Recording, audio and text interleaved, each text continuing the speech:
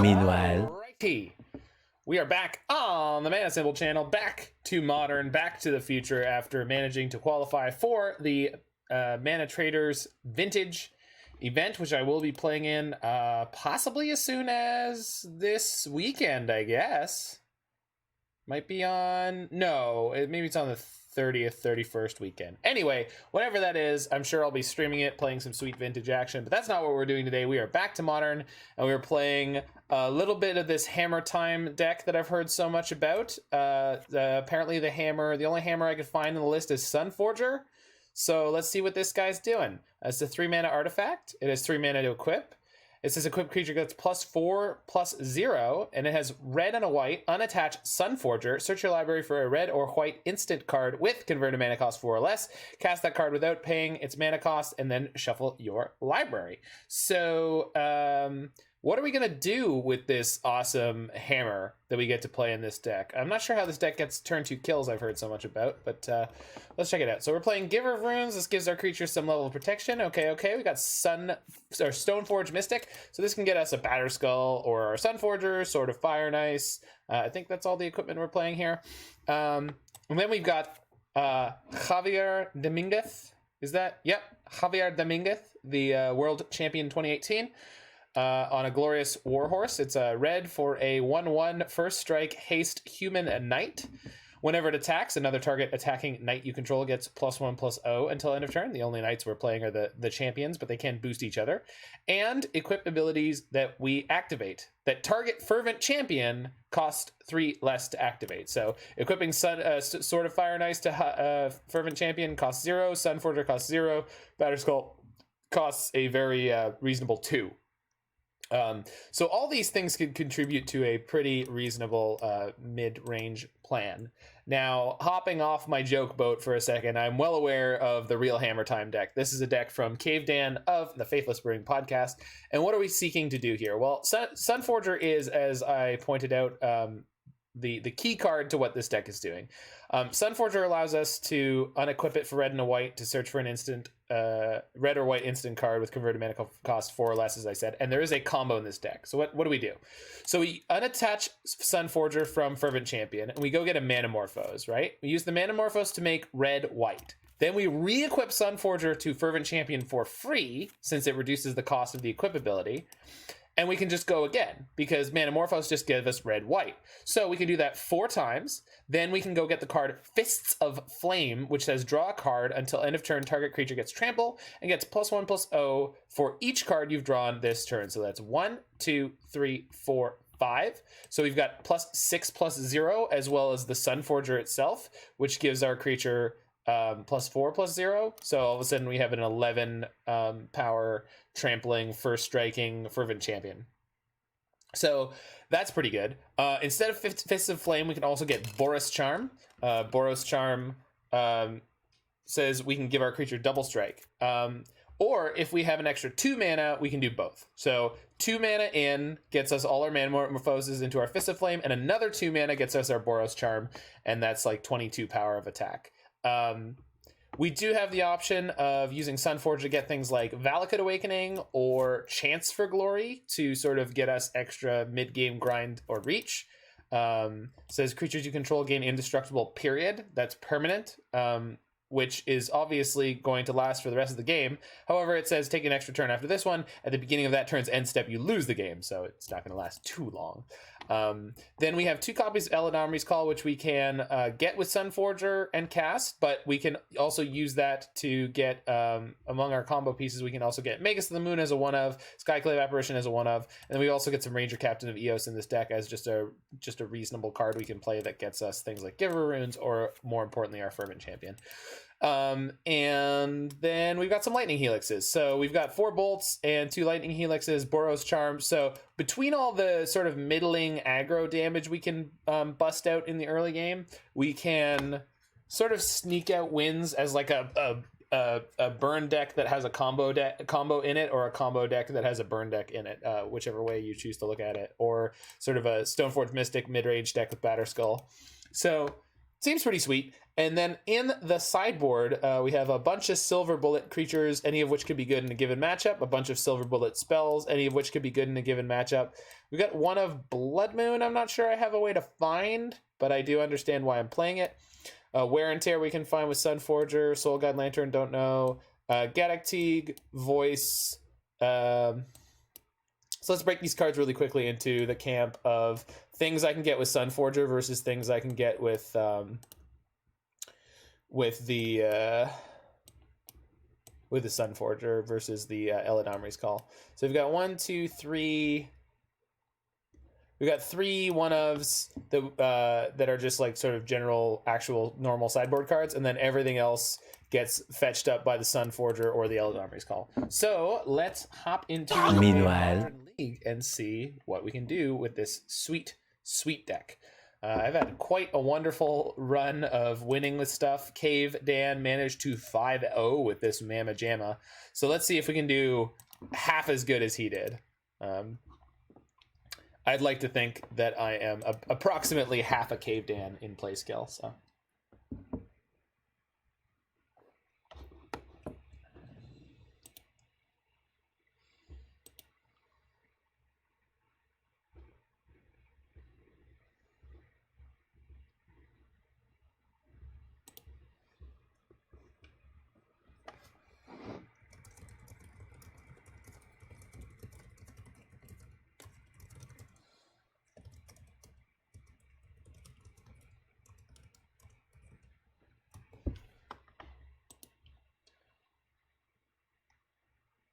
Ooh, 3/4 of Cavedan, maybe even 5/6.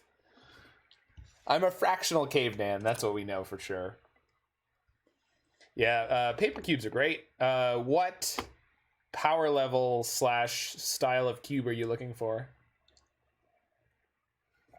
Because I have a bunch of cube aficionados that I'm friends with. If you want an online group of people who are awesome humans that cube online on the reg, you can I can probably get you the hookup.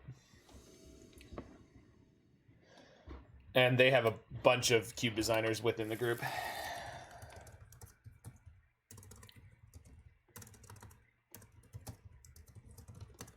An inauspicious start to our league. Let's ship it.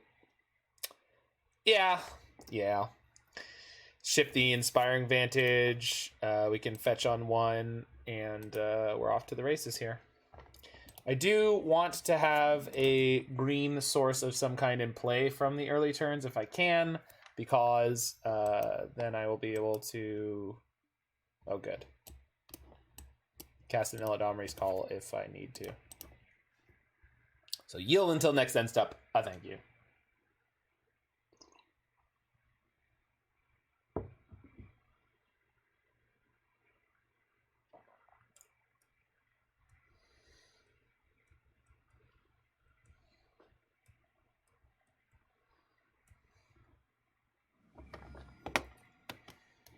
I took one of my Stoneforges. One assumes they have something on the nature of Fatal Push or what have you for the other one, but I'm just going to choose not to be unduly concerned about it.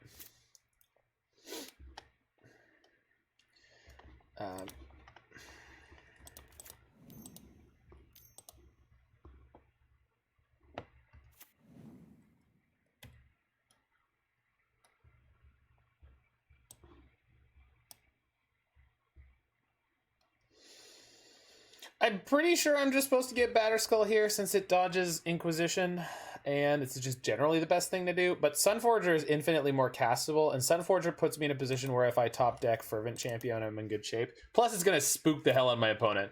Be like, they put what in their hand? Did it? Wait, what? All right, so clearly should have taken the Batterskull for the exact reason that I immediately said with it. But, what are you going to do? We'll just top deck whatever we need. Don't worry about it. Don't worry about it. Sunforger.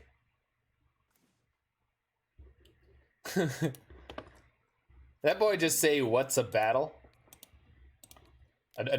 No. He said, "What's that rattle?" He was talking about the heating ducts. I'm pretty sure I heard him say battle. Well, I have a cold, so so you would hear R's as B's then. Yes. Hi, Emma. You're good people, you know that? That Emma Partlow. She's good people. I don't have an Emma button. I'm not on that level. You haven't hung out enough in this chat. I need Roy here to program an Emma button. Damn. That is the Emma Partlow.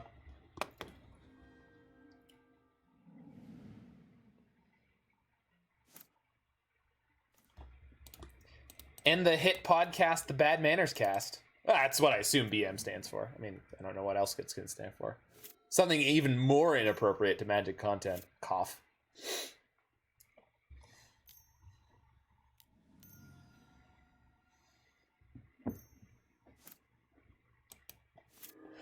It's the budget Magic cast. Just the BM cast is all people need to know. They'll find it that way. That is a satisfactory plug.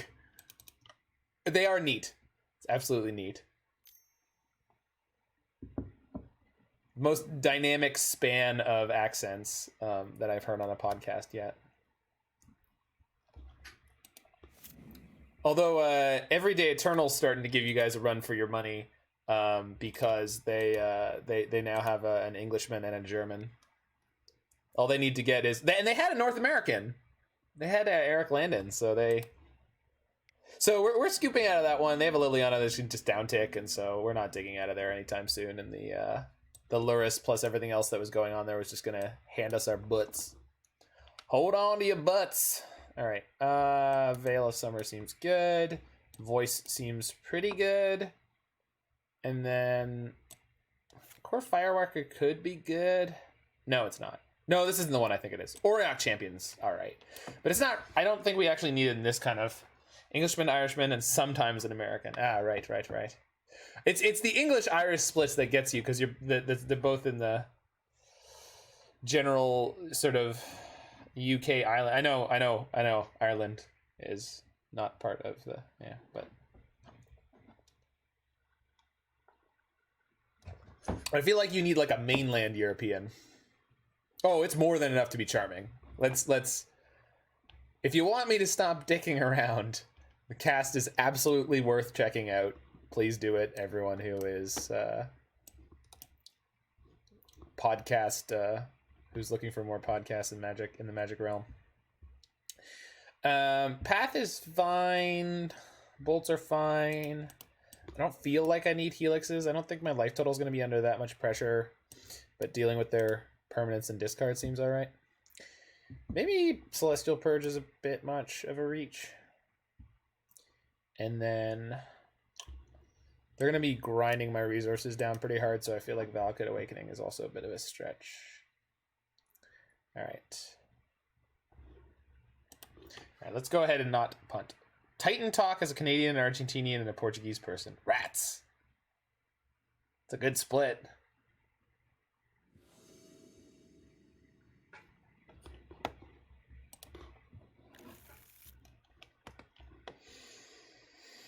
I mean,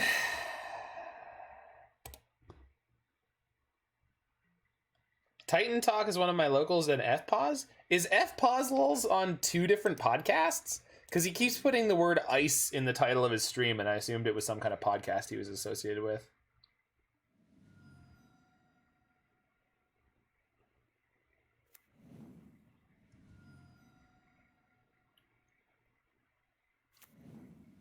Oh, it's the esports team. Their logo makes it look like a podcast. It's got like spiky like audio. It looks like audio to me. But I guess since I'm a music major, or I was a music major, everything looks like audio to me.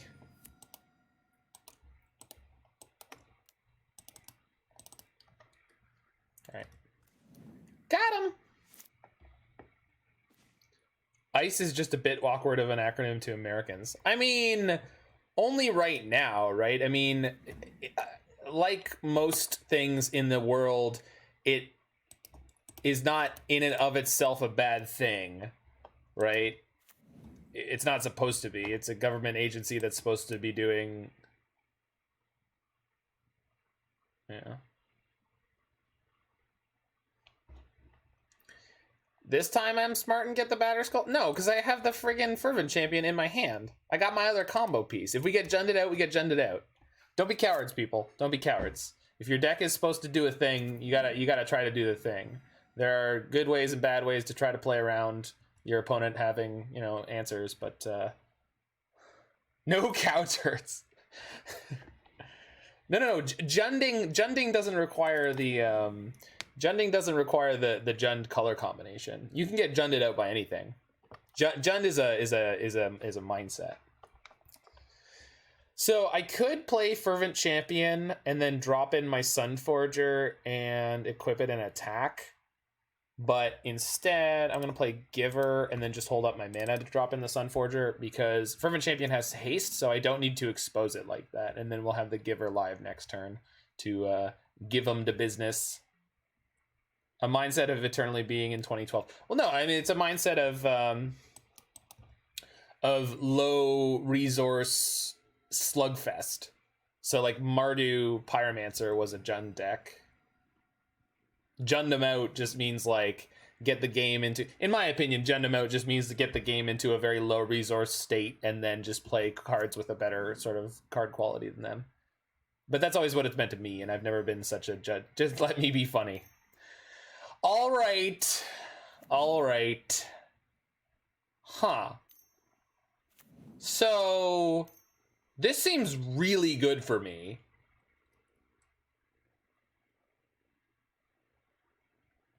This seems really, really good for me.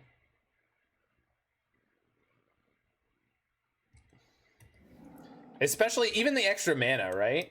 Because now I'm just going to crush them with a giant Fervent Champion.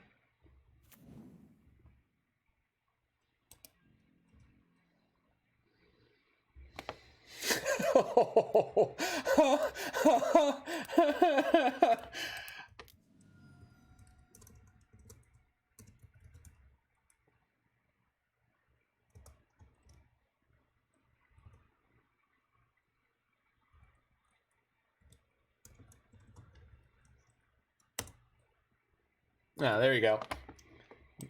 Try to mod power Emma now, nerd.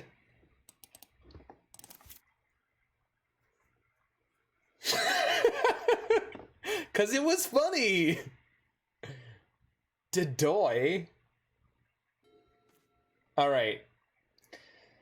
So I can play Fervent Champion, equip the Sunforger for free, and then go through the chain of Manamorphose into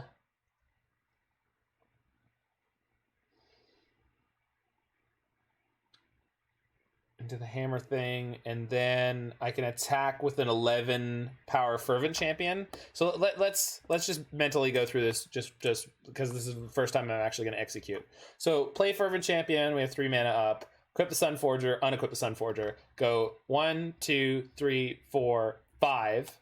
So creature is now a 6/1 and is now a 11/1, which means they have to group block with their shadows to not die. If they block with 1 shadow, they take 6 points of trample, and they could kill me on the crackback. Or I make my creature into a 4 or a 5/1 double strike, which doesn't really help me anymore. We also do get to draw a bunch of cards there, though. And drawing those cards could have me pick up a Lightning Bolt. And Lightning Bolt will seal the deal here, so.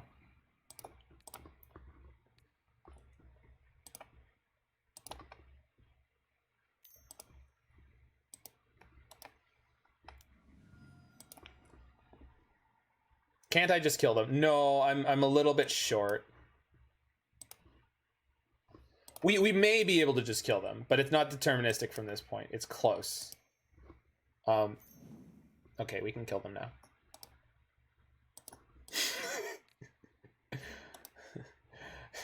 The deck was just like, whoa, hold my hammer. I got you, fam. Just hold my hammer.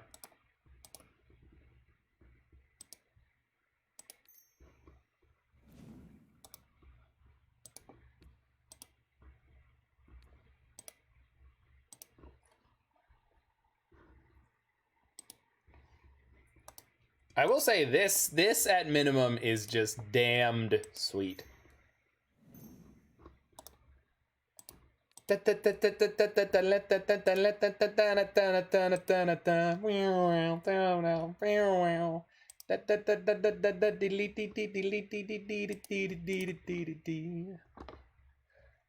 suppose. So the problem with. Oh, I even have more mana? Oh, okay, this changes things. So now we're gonna give my creature the bonus and trample. Because I forgot I had a land drop because I'm a very skilled Magic the Gathering player. So now we're good. Now we're golden. In like a million ways. So we cast Fist of Flame here. My opponent's never seen this card before in their life, so they're gonna read it, I assume. Nope, they're not. They don't care. Equip.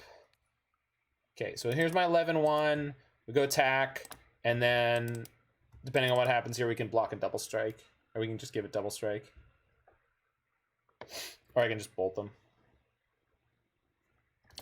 I think I'd rather just bolt them. No, they already saw the Boros Charm last game. I mean, it might not be on their radar, but...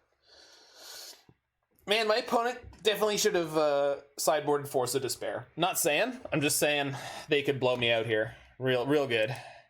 So they're taking 6? Sure. Good God, that other Death Shadow gonna be big. Pew! Pew, pew, pew.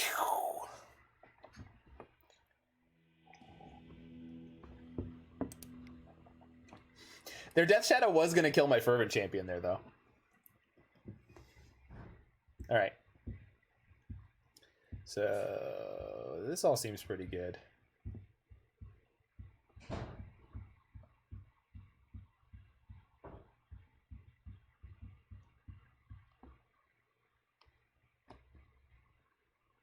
Boyle seems good here. At what? Taking up a slot in my deck? You know what we should do is play Boyle and Gaddock Teeg. That's how you get him.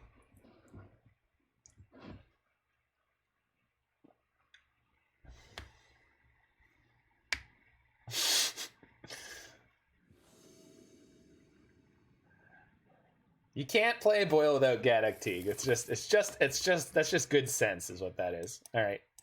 We're against an attrition deck. I'm keeping this hand.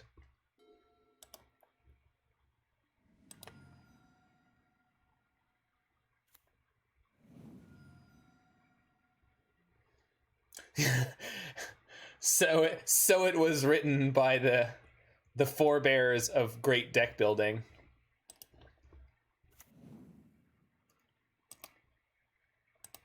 Johnny Magic, the German juggernaut Kai Buddha, and all the other paper boomer legends that Zoomers have never heard of. So am I doing anything with this turn? I don't think so. I kind of want to be mana efficient and just get my Soul Guide Lantern on board, and I'm probably going to have to fetch Shock at some point this game.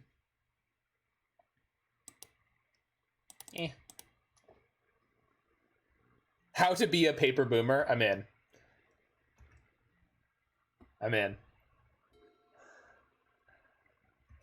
We gotta find as many paper boomer people we can quote as possible. Like content creators and quotes from paper boomers. Zvi Mauschwitz.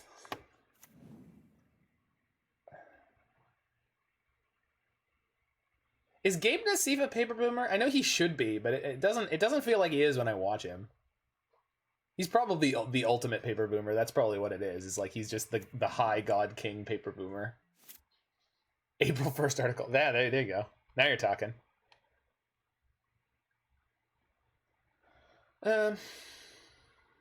Am I willing to jam Stoneforge Mystic here? Well, am I willing to do nothing with my turn instead? Not really. I guess I could Manamorphose into the Stoneforge Mystic. So we're going to be short one Manamorphose in our deck for later on, but that's okay. Got the Sunbaked Canyon. But red is pretty important here. First of his name, High King of the Father of Control, Eater of Clocks. Yes, exactly. Knew it. It had to be in there somewhere. All right, that's a good draw. So we already have a Stoneforger in my hand, although it can't activate. And I don't know that I brought in anything to deal with Pithing Needle. Oh, we already have this Skyclave Apparition, though, so we can get there. Oh, wow. All of our equipment's there in hand, huh? All right, well. Here comes the Fatal Push. Wearer of the Yellow Hat. That's right. The first Knight of Yellow Hat.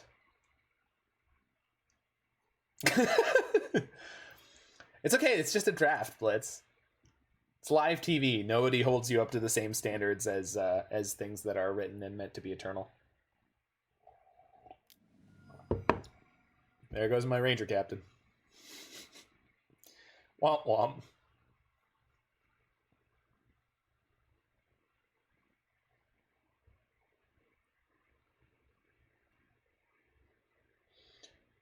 What's with the tanking? Yeah, there it is. Oh boy. Yep, there he is.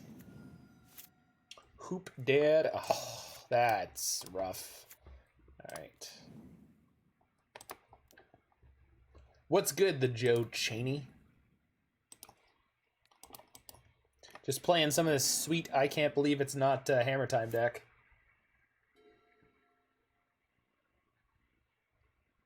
Hey, it's Roybert. It's my boy Roy. How's it going there, bud? That's a card. Now there's a name I've not seen in a long time. Long time. And they're picking up a card from their graveyard. So they're picking up a Street Wraith. They might be going for a kill here. They know I have Boros Charm in my hand though, so I don't know. Okay.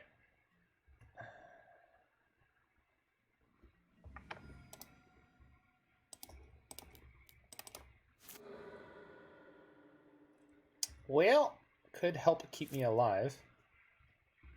Well, could help keep me alive. Give her up, runes!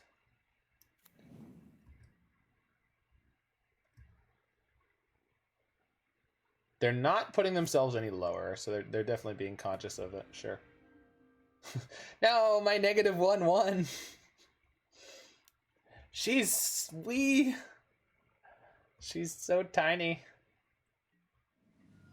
Alright, so creature off the top would be good. Bang. Okay, you know, but if I wasn't going to draw a creature, I guess that would be near the top of the list. Sure. Alright. So just need a little bit more burn, and we're there. I would like my opponent to play a black spell. It doesn't matter if it's black or white. Yes, it does. I have a Veil of Summer in my hand. Oh yeah, this deck is the hotness. Cavedan is a gosh darn genius. He did mention that in his 5-0, I think he beat Jund twice, or maybe he was just talking about the fact that within the match that he played, he had to win 2 games. But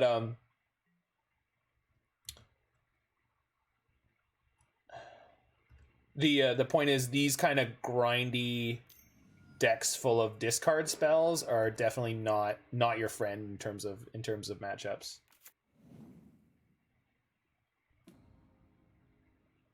Okay.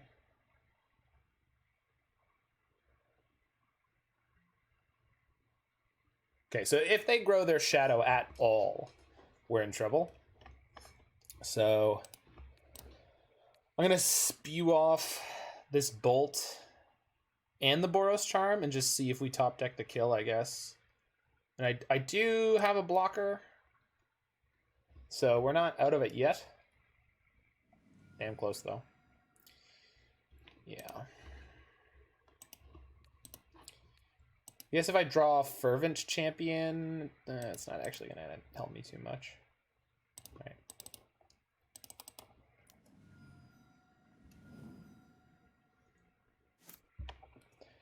You know, when you're good, you're good. All skill, baby. All skill. Bad burn deck takes it home.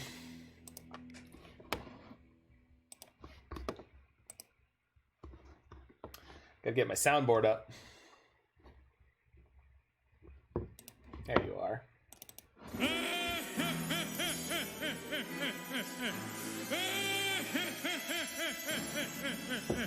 All hail King Homer.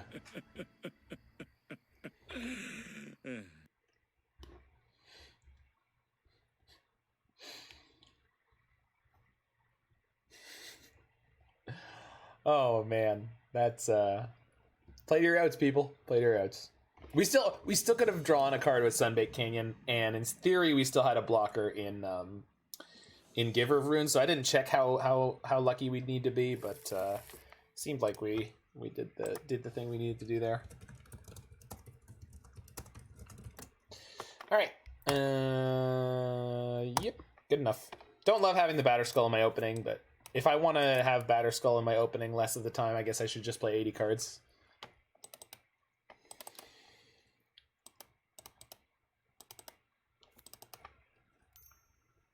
Yeah, Blitz MTG is good, people. Oh, good. I love a good Thoughtseize.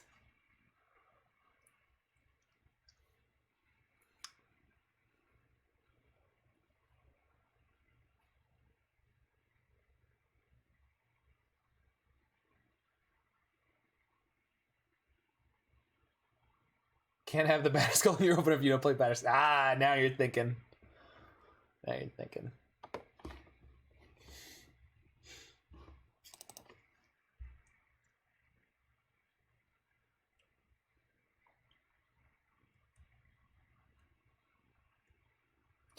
Oh, M, you mentioned doing a stream at one point. I realized what we should do is we should do 2 decks, and we should do Bogles and Greentron. Because I think I don't think I'm ever gonna play Greentron unless I have a reason to, and you can make me give in to the dark side with that one. Yeah, that's what I figured you'd say. Also helps that while Discord streaming the screens, it's low on amount of gameplay decisions, or game actions, I should say. There's plenty of decisions. Also, where's that unfollow button? I played Bogles before. It's in my, I was looking, I flicked through my, because it's been about a year since I started streaming.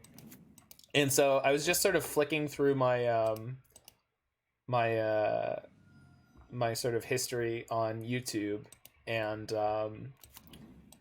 I played a blue heavy Bogles deck when I wanted to play some Bogles. I think I played 2 Bogles decks actually in one night. But I have played approximately 200 Modern Leagues that I've recorded for YouTube. Sword of Batterskull. It's a good sword. Hey, this is a great sword. All right, so what is more important? To play out Stoneforge Mystic, which means next turn I can drop in Sunforger, which doesn't really get me going that much, or do we just want to Helix down the Magmatic Channeler?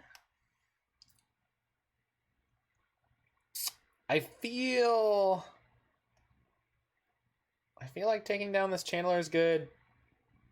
There's just like such a chance that they're like, cool, lol, Liliana, which I don't think Liliana would be all that bad here. Also, if this is the red-black mid-range deck, I don't even know if they play that. But I do not want to play Stoneforge Mystic into Bone Crusher right now. I don't know why next turn I'd want to do that more, but hey, look, it's the Liliana. I said that wasn't going to happen. I guess if I had played Stoneforge and they down-ticked her, but then they would have, yeah, they would have the Channeler, so. All right. You can shoot Planeswalkers with this, so that seems good. Am I discarding Batterskull? God, that feels so crappy. But I think that's what we're doing. Because then next turn we play Stoneforge for Sunforger plus Fervent Champion can poke Liliana. Or we just Boros Charm it and then wait another turn. Yeah.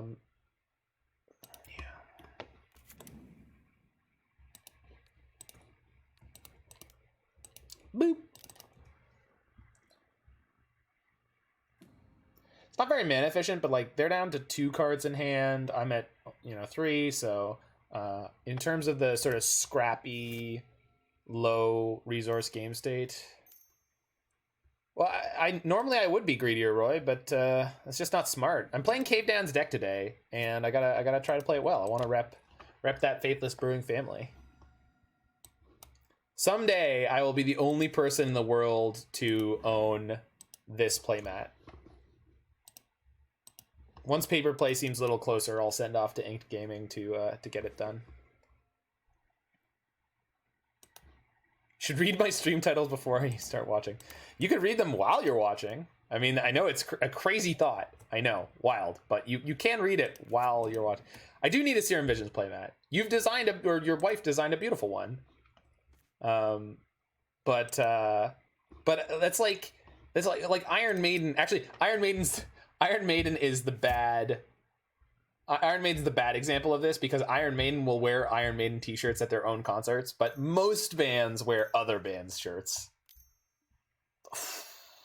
The second Lily, which is actually not bad because my Fervent Champion's just gonna crack her down.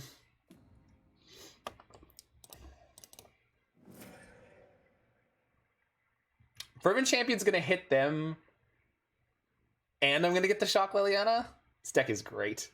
This deck is awesome.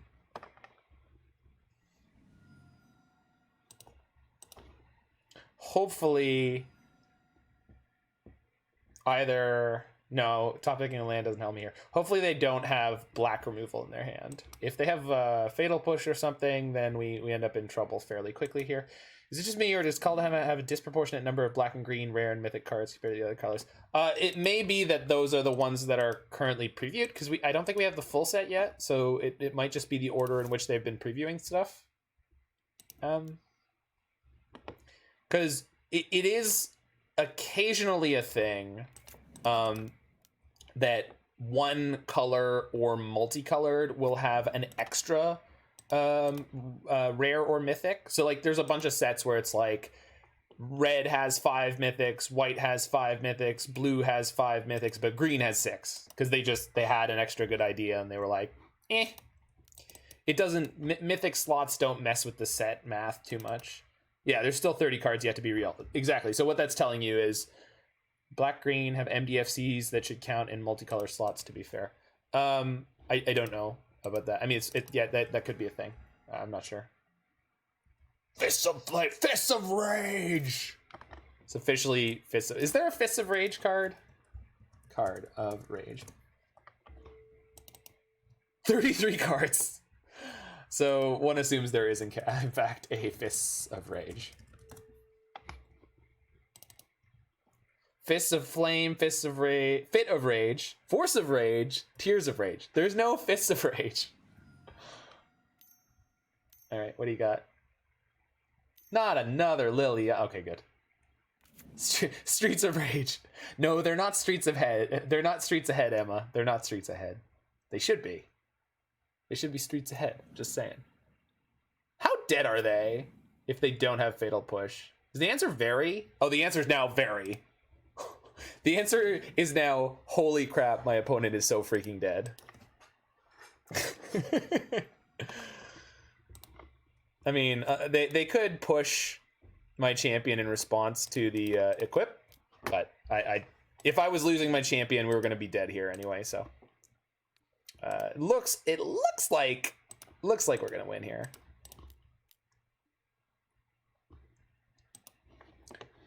I need the...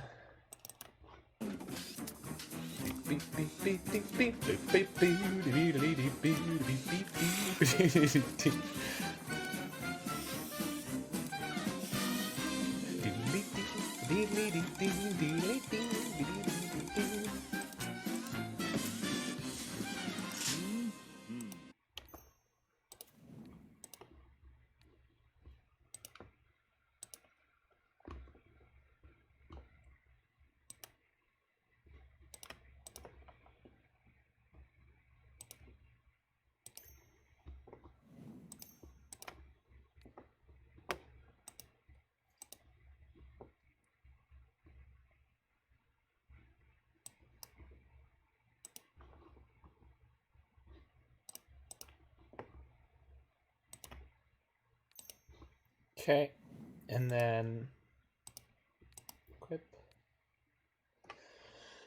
Okay, so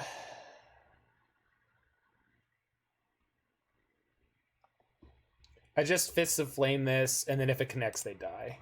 That's all there is to it. Huh? Cancel. Play this. It has protection from red. Lol. All right. That also means I can't give it double strike, right? So it's currently hitting for what, 9? 7, 8, 9? So we just get a Lightning Helix. That also buffers my life total. So we're okay here. But that could have been bad. No, we're gonna cast a Helix from our deck. We get to keep the bolt in our hand that way, the Joey Chaney. But I mean that's close enough. Like that's we could also chance for glory, but that seems a whole heck of a lot worse if it goes sideways. What if you lose? How do you feel about that one? Kill you? Please fatal push now. Okay. If they had sandbagged the fatal push at this point, I would have been like, I mean, I guess I drew 4 cards, so I'm not upset, but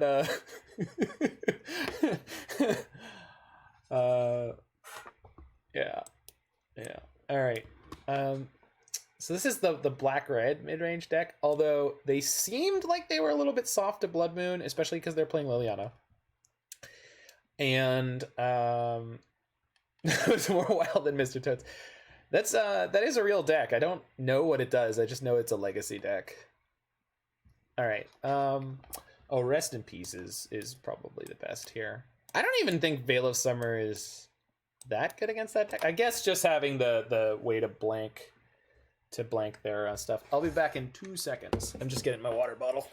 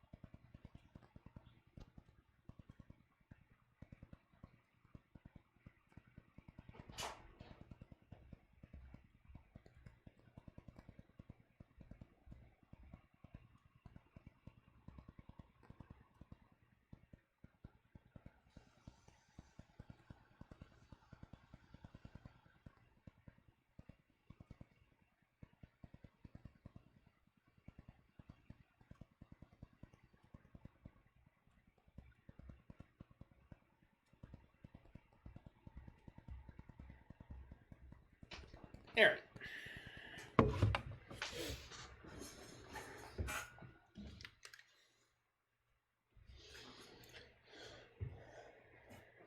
Oh, you meant the actual ride. Yeah, because I'm recording a podcast tonight,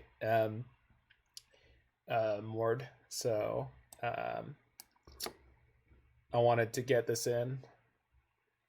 Do I want the Magus? No, because the Magus is just so vulnerable. They're playing infinite removal spells. And then, again, I guess I'll cut a Valakut Awakening. Probably could have Soul Guide Lantern in here.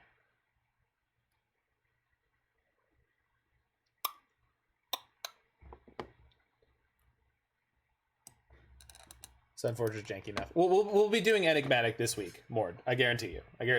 Because we're back on the Modern kick. We're back to Modern, but I wanted to squeeze in a league today because I've had a YouTube video come out every single day for like 2 weeks now, and for the last 3 days I had 2 come out at a time because what I was noticing that well, first of all, I want to have a consistent release on the YouTube, and second of all, I noticed that my legacy and my vintage content gets less views in general because Modern is obviously the most popular format. So I just thought, okay, I've got this brick of 6 vintage / legacy decks, so I'm going to release them at a faster rate and just get them out, and then get back to Modern stuff, which will get some more viewers. But I wanted to have the vintage stuff out there because this month is the Mana Traders thing, so I wanted to make sure that I sort of hopped on that bandwagon while it was available. Yeah.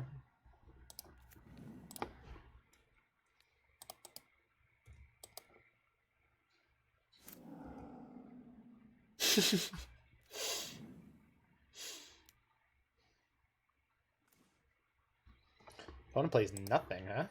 Alright, alright, alright. I fix with that. See, the Mythic Society set roulette landed on a broke grouping. I have no idea what most of those things are, so no. No, I did not. We top decked exactly the card we need for this situation. But since I don't know what Manamorphose is going to draw me into, we're going to cast that first. I am going to fetch Shock here. From this point on, we shouldn't be taking too much more damage from our mana, so hopefully we are all right here. Boros Charm is not the perfect Lily removal I expected. What did you expect? Dreadbore? Because Boros Charm is an instant, so what? What?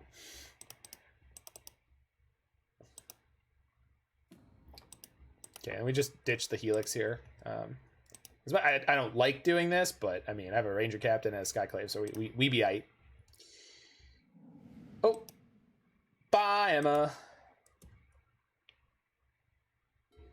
Hope your writing goes well. Oh, yeah. Yeah, that's true.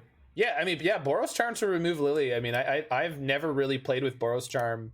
I think I did play Burn once. Have I? Have I popped my Burn cherry? I know I haven't done Greentron. It's been over a year, and I've never played Greentron on stream. Rats. They have the Inquisition.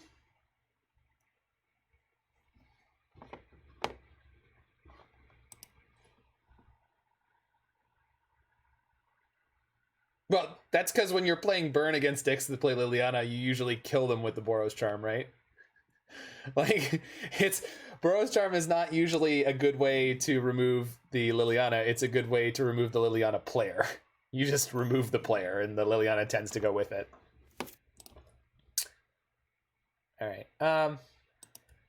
Play Giver.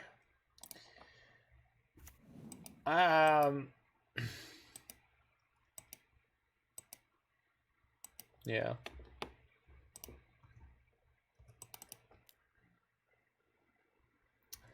I'm choosing not to play my Fervent Champion, but I don't think I don't think it's super. Maybe I should just crack the Soul Guide Lantern, because if I top deck a Eladamri's Call or a Stoneforge Mystic, or that, I guess. All right. So I didn't punt here. I made a semi-questionable sequence, but because I wasn't going to attack with the Fervent Champion anyway, we can't get through the Magmatic Channeler, so it wasn't really an option.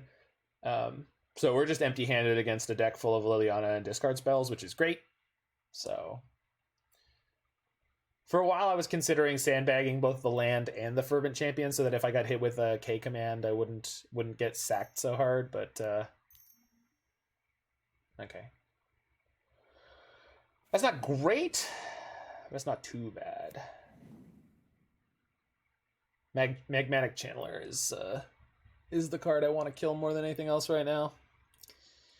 I would like to top deck Sunforger. Can we do that? Can we do that? Is that that's not the thing I asked for. It's not bad. Like, I'm not mad about it, but it's not what I asked for.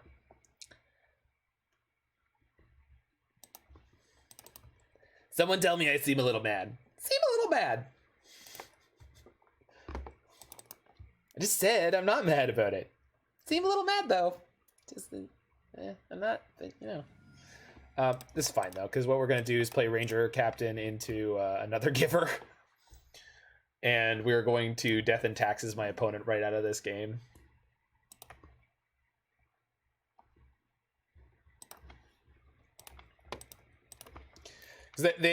They're already fairly incentivized to try to kill my Fervent Champion. We just set up this wall of givers. I don't think they play any wraths. Modern is like a weirdly wrath-free zone right now. It's kind of wild.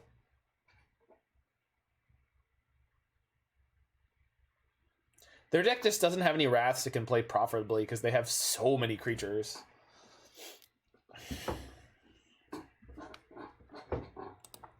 I literally don't know what the best draw they could hit here is. Like, Kroxa would be really good, but not really good enough. They hit Liliana and Kroxa. I am going to guess... Yeah, they're going to cast a Kroxa, sure. So that's a Lightning Bolt that will soon be a big bad giant. Oh. Okay, good. That's fine. I clicked through them killing my creature with Stomp, but the creature they killed was Giver of Runes. Giver of Runes cannot... I mean, I will be, Brian, but not for the reasons that you seem to be saying. I can just attack with both my Ranger Captains here. I don't need to give them protection because they have a 2/2 and a 1/1. This leaves my Givers free to give my creatures protection from other colors here over the rest of the turn. Just putting as much on the board here as possible and not bothering to leave any cards in my hand because those don't do much at the moment. Also, can their Magmatic Channeler flipped them into Liliana and Kroxa last turn and they played neither of them. That is brutality. I do feel bad for my opponent because they were playing such a wonderfully fair deck and they're just getting crushed. Would have boost. Oh, I mentioned it when I did the deck tech and then I forgot. Thank you, the Joe Cheney. Yeah. I haven't played with this card since I was playing Arena, and that feels like a different game. So, yeah, you're right. So, what was just pointed out to me is I should have attacked with both my Javier Dominguez, because then they would have pumped each other, and then they would have both been 2/1s and been able to get through the seasoned Pyromancer. So, and I could have gotten in an extra 2 to 4 damage, which could have been a big deal. So let's try to remember that in future. Still on the 2-0, so feeling pretty good about it. Yeah, baby, I know it. Yeah, I mean, seems to be working. Seems to be working.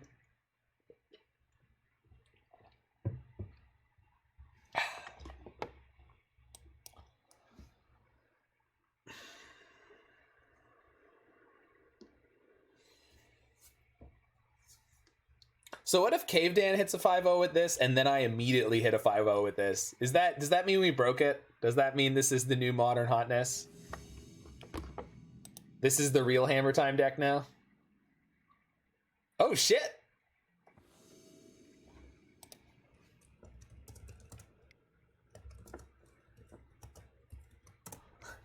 We've run into the ultimate match.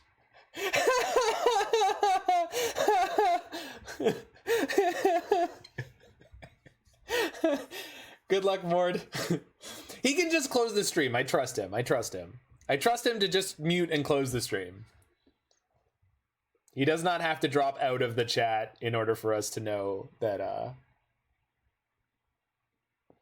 Oh, he just let me know that he's on his enigmatic incarnation deck, not on Niv to Light, because he's a spirit of, in the spirit of fair play.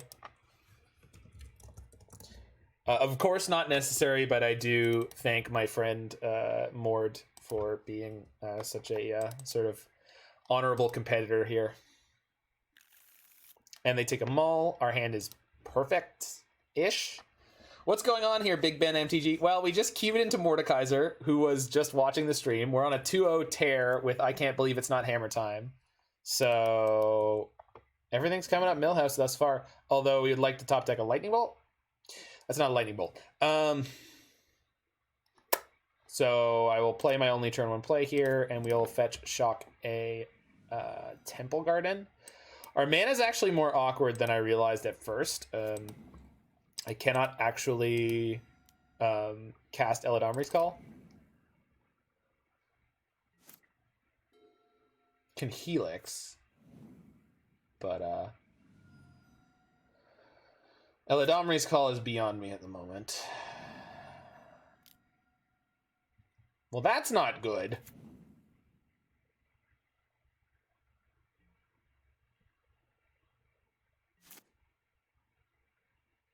That was a good top deck, though. That, we call that a good one. That's a good one.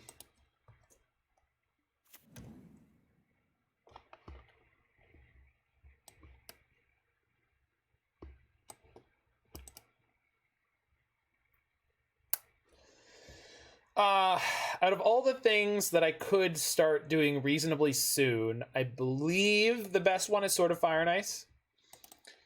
But we do have Eladamri's Call in hand to get a Fervent Champion, but I don't have any green mana with which to actually cast it. So that seems bad. And I need white for Skyclave. So I think Sword of Fire and Ice is best here, because in theory I can just get it in, attach it to Stoneforge, and use Giver to get the space to get through. So hopefully that works out for us. If it exiles Seas, it can do. Oh my! Wait, they have to target my Giver. Okay, but they don't have to, but they will. All right, you got it.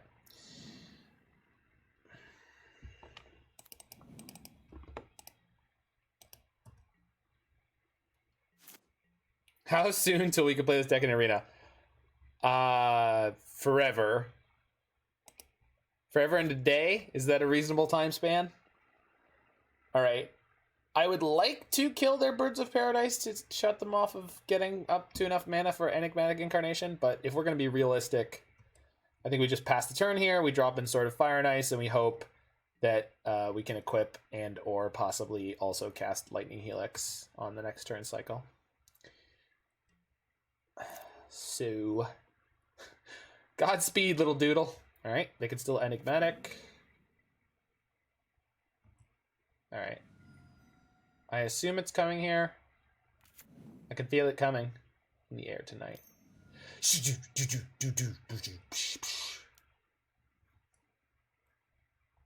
Rallier for the land. The value play. Yeah, I can't do anything about that. All right, you got it. Boing. Uh-oh. No, stop. Too much value. I can't handle it. Another Spreading Seas? No. Brain Maggot! So they can take my Helix and not give it back? I really wish I still had my Giver, because then we'd be able to give my Stoneforge protection to attack through most of this. I think I'm dropping in my sword here. I guess otherwise we could just kill the Skyclave Apparition and attack for 0. So I would rather drop the sword in. Which, even whilst equipped, will not really make my Stoneforge Mystic big enough for it to matter. But we got brutally sacked by this Spreading Seas. I cannot even believe how disruptive that was to our mana in this game. It's wild. That is unusually brutal. I think they're down to 1 card in hand, so I feel like we could just roll up to Batterskull here, maybe be all right. I really wish I had 1 more mana. Also wish I had double white mana, but wishes are for fishes. I don't know how those things go. Listen, I'm not a fisherman, all right? I grew up in Toronto. You ever go fishing off of Toronto? Do you expect Uro to be banned / suspended anytime soon in Arena? Well, it's banned in Standard, so that's 1 major Arena format already. They put Urian in their hand. Fair enough. So if you're talking Historic, I have no idea. I assume not, because Shikes. The clunky nature of the deck comes out loud. So if I attack with a 3/4 Stoneforge Mystic, they block with Rallier plus Skyclave. I get to kill one of them. Oh, but if they block with Skyclave, we're pretty happy, huh? So they banned Omnath when it hit 1/3 of the meta. Yeah, but I just don't imagine that they'll ban Uro. Uro is still 1/3 of the meta in Historic for the last 6 months, but it's 2 colors, not 4, right? And it's in. I'm assuming it's in multiple different decks. If it's in 1/3 of the meta decks, but it doesn't define that third, then it's different. Like those are 2 different things. But I'm also like, I'm biased. I like Uro, so. Suppose if we equip and swing, they could always just block with birds, and then the Urian is just going to bury us in cards. Plus the Skyclave. Alright.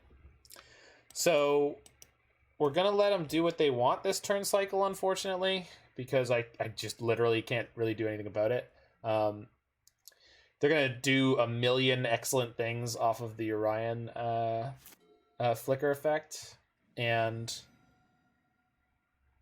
just hope we can somehow pull through, because what we're going to be able to do, like the best thing we can do is drop in our Batterskull, I think. Maybe they just go for Enigmatic here? No, this is Urian. Yeah. So they get to flicker Rallier, Skyclave, and Spreading Seas. Uro and Muxus should get suspended when they next make a BNR update. That's a bold claim. I haven't played enough of the format to know, so I really can't have a realistic opinion on it. But ooh, my land's unlocked.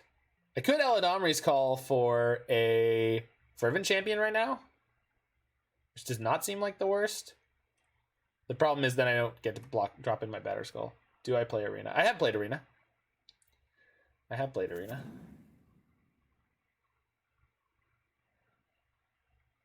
I have an Arena account with a reasonable number of cards on it.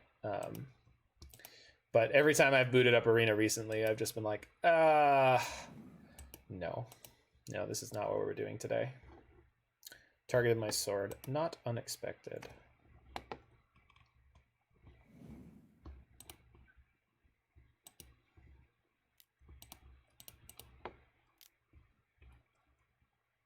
Standard's pretty decent in Arena right now. Yeah, I imagine it would be. I've never actually played a standard which like I felt was like truly reprehensible, because I never played enough of that. Like, you know what I mean? I always well, that could be a good draw.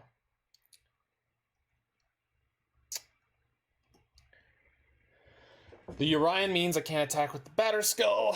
Still can't cast anything else. Sure, why not? What does this do to my mana? This means I don't have white? Probably a bad idea, huh?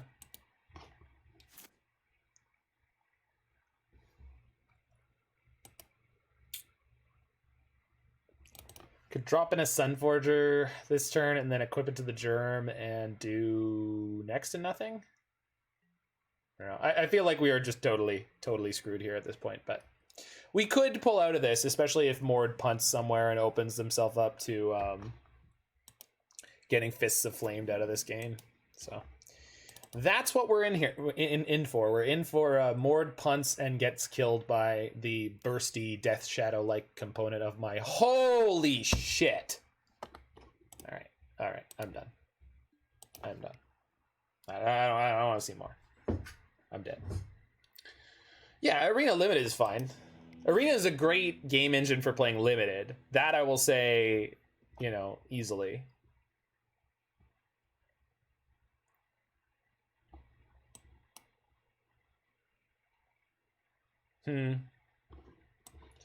So I think Lapse of Certainty. So this is Memory Lapse for anyone who's never seen this card. They put it into white at one point for 3 mana. Counter target spell. The spell is countered this way. Put it on top of its owner's library instead of into that player's graveyard.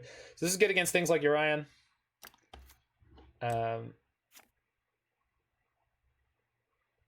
Eidolon of Rhetoric seems not the best.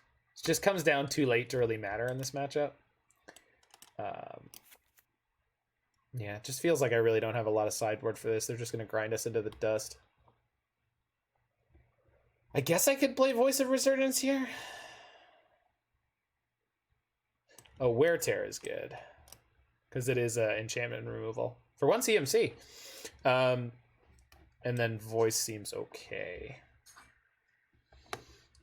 Magus seems speculative to me. Also, they hosed my mana really hard in that game 1, but at least we know to look out for that this time. Don't think I need 2 Sunforgers, but I'll try to keep them. Take out Chance for Glory. It seems less than great. And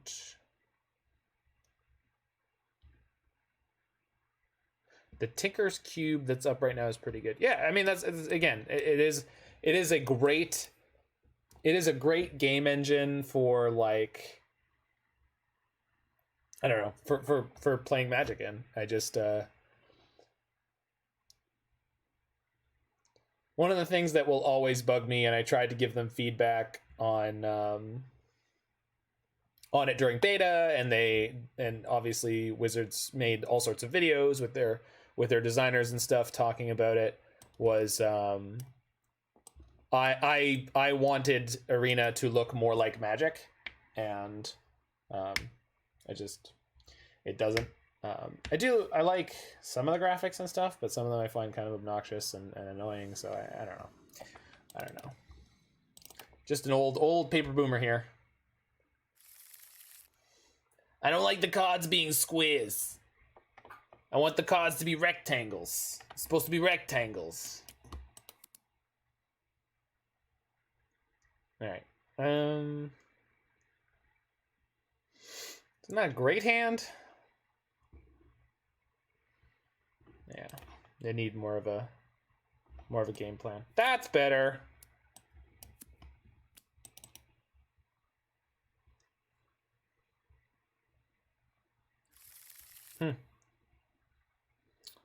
Seems wild, but I think I'm pitching Ranger-Captain of Eos here, because I just don't need him to get where I'm going. Technically, all squares are rectangles. So, just like the sandwich argument, we're getting into a sort of tautological, etymological argument at that point. I mean, I'm sure in geometry that it is a fact that all squares are rectangles, and therefore I don't get to have an opinion. But in my opinion, if it can be defined to be specific, it's just like the square rectangle thing is just like a thing that I've heard it brought up a lot of times in my life. Not a lot of times, enough times in my life. And I don't know. I don't believe it, right? Like if a square has a definition that is different than the definition of a rectangle, then it should not be definable as a rectangle, in my opinion.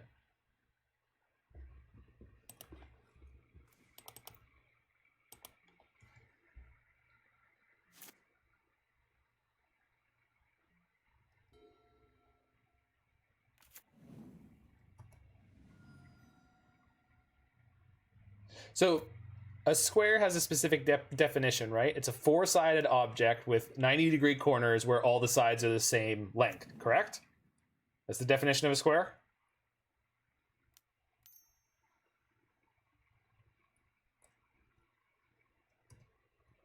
Square is also rhombus. Sure, but rhombus has a different definition, right?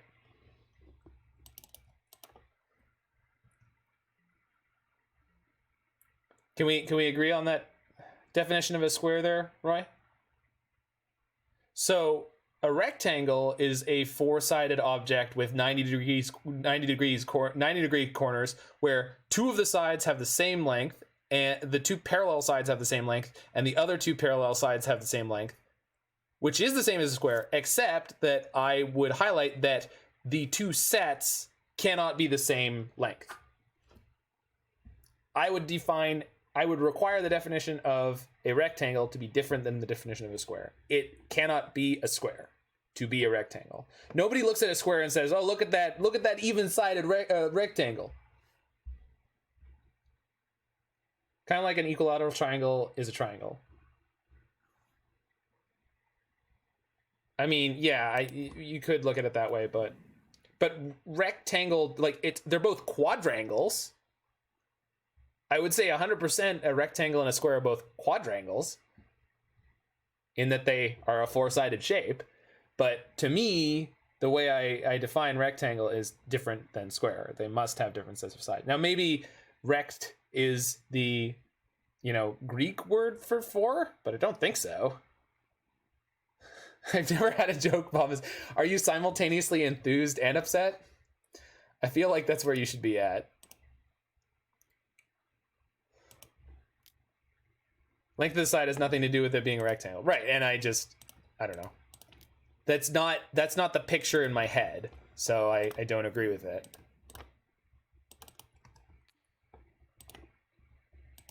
You're just deciding on your own definitions. I fully admit that.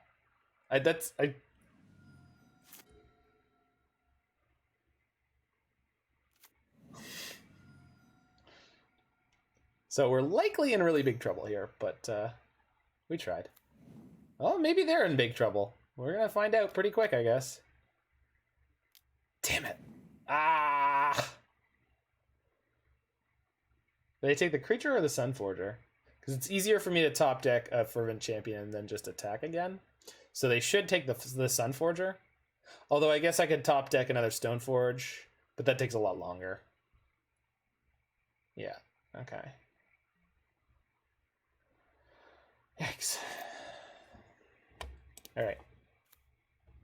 Not dead yet. Actually, we'll have a Batterskull Fervent Champion next turn, so that ain't not bad. Can also draw a card off of my Sunbaked Canyon, and then potentially draw a bunch of cards off of Valakut Awakening next turn. But we are in really rough shape here. This basically seems like one of the worst possible matchups. As much as the other decks were... Oh my god. Oh, that's so bad. Actually, is it? No, it doesn't really affect too much. Probably just plus the Teferi, to be honest. What do you think is going to be the most expensive printed card from Kaldheim, and why is it not Vorinclex? Well, because Vorinclex is unplayable. That's why it's not going to be more... Oh my god! So they copy Skyclave or Deputy. They target my Stoneforge. Oh. This is not so bad. It's bad, but it's not so bad. They plus the Teferi. Yep. Okay. So we could kind of get out of this. All right.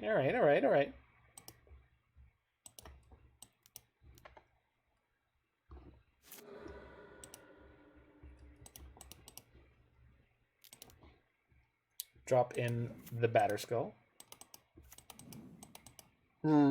Sure, but... Well, okay, so on what timeline do you want this card to be expensive? Like within the next year or within the next month?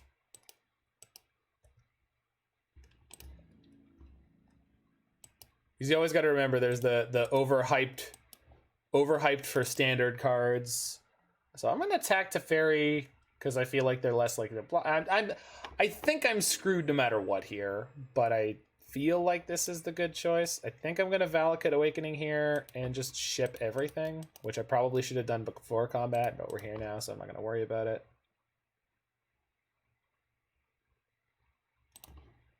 Maybe I should have just cast Voice of Resurgence there. I don't know. I don't even know anymore, man.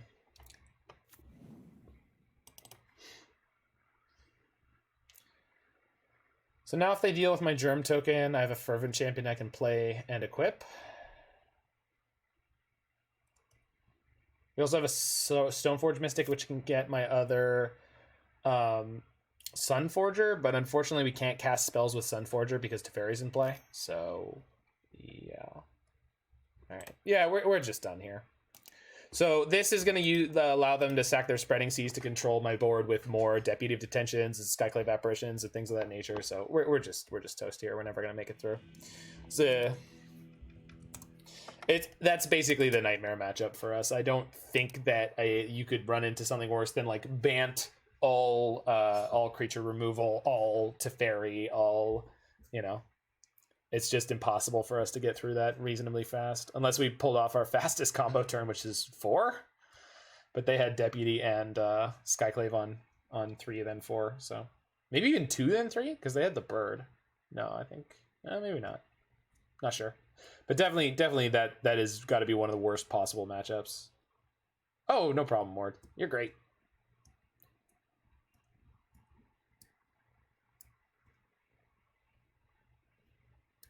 I thought the Black X mid-range decks were going to be worse, but that is a nightmare.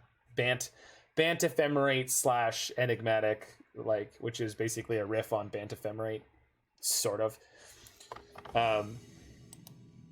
Which is why I assume you eventually figured out you should be playing Ephemerate, because I didn't see that in earlier lists you were playing, but maybe you always had it. Maybe I'm just I just have a crappy memory. Ah, boy. Valakut Awakening. So having enough mana to set up for our combo here. Luris, huh? Okay, we're on the draw against the Luris deck, so I'm going to keep it. LOS it should be. Oh, I don't know what I said after it should be, because there's so many things I could have said. But were you always playing Ephemerate? That was the most important question. I don't remember you playing Ephemerate, but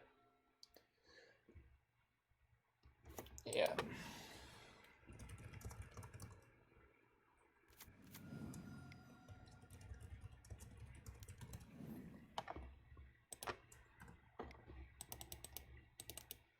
All right.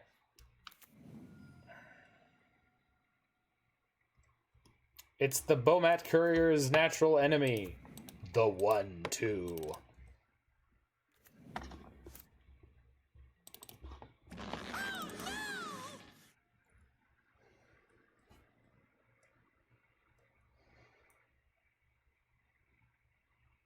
Oh, so yes, the reason I kept this hand. So having enough mana to combo reasonably fast is pretty good for this deck, so we can sort of slow roll this game up to Valakut Awakening into a good hand with our combo pieces, and then rock and roll.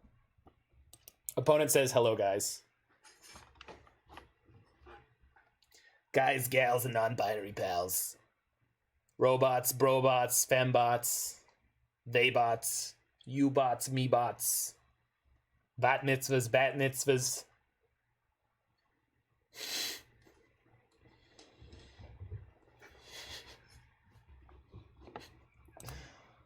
Lightning bolt. Womp womp. Do they not have a second land? Oh, they do have a second land. I don't know why they tanked so long. Oh well.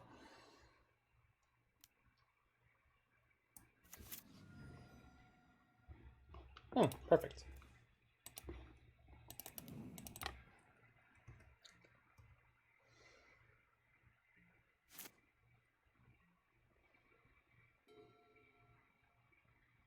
All right.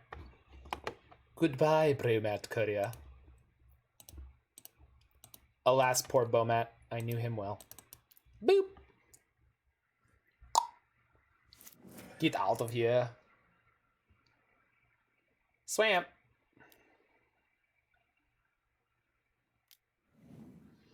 Scourge. Ah, I was really hoping we were going to top a Lightning Helix there. So I'm going to Manamorphose first, because we still could draw a Helix or a Lightning Bolt.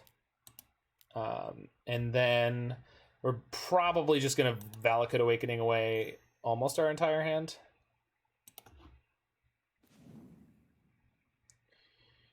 Or we could play Stoneforge. Stoneforge seems unlikely to survive, but I do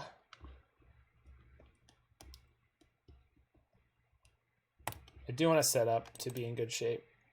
The Scourge is currently at 2/2. I'm not going to worry about it too much yet. Question is, am I getting Batterskull or Sunforger? I almost have enough mana to cast Batterskull. So let's get the Batterskull. I may live to regret this very quickly. We'll find out.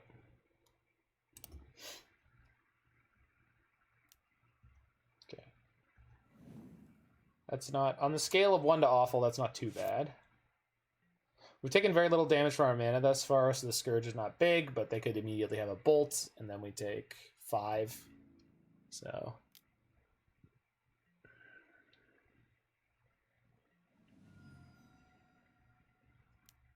Oof.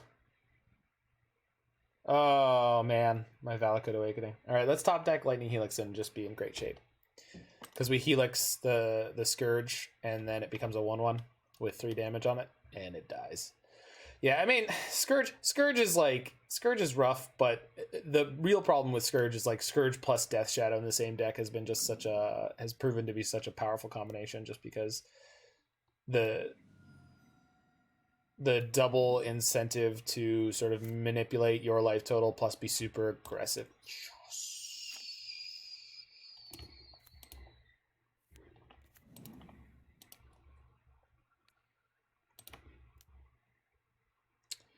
So they can get their Lurrus, then I can play Batterskull, then I can play Equip Sword of Fire and Ice. That seems good. Hopefully they don't have Lightning Bolt here. Whew. It was a 4/4, Roy. It was a 4/4 when I cast the Lightning Helix. But when the Lightning Helix resolves, everything changed when the Lightning Helix resolved. Yes. That's why I specifically said Lightning Helix and not Lightning Bolt. Bolt would not do it. Helix did.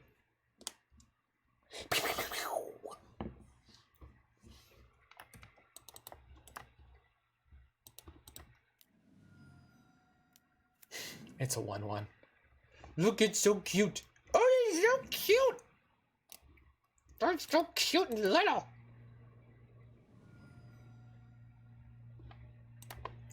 Unfortunately, we're going to have to make the Scourge into a 3/3 to play our Batterskull. But,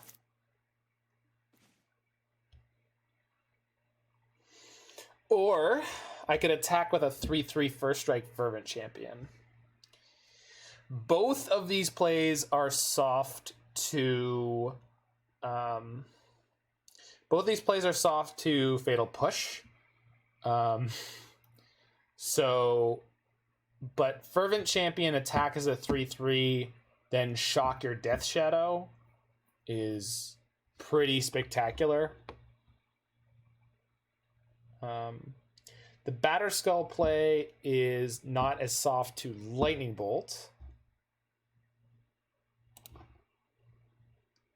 They played 1 Bolt, they played 1 Push, so we're basically just gambling here.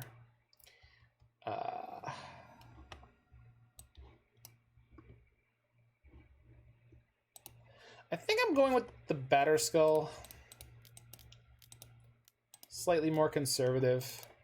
But they don't know that I drew Fervent Champion. They also may not know that I'm playing Fervent Champion, so the Fervent Champion Sword of Fire and Ice line might be totally off their radar. Oh, also the thing that I was saying, attack them for 3 and then shock the Death Shadow doesn't work the way I described it. Because they took 3 damage. So the Death Shadow is then a 3/3. And then I shock it, and then it goes, ha ha ha ha ha. Fool!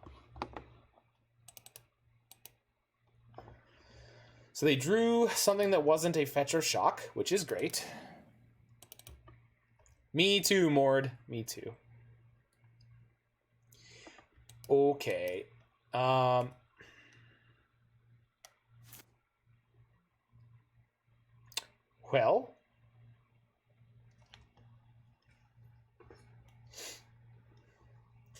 if I attack for 4, their shadows will become 5/5s.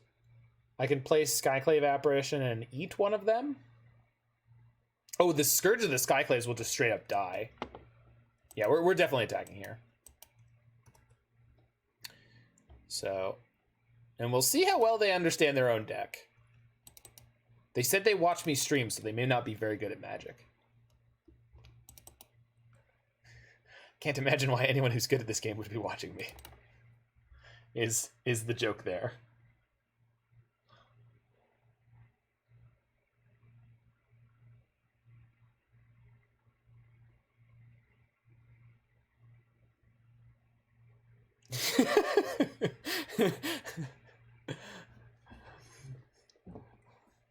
They gave up too much information. Okay. It's a slightly unexpected play.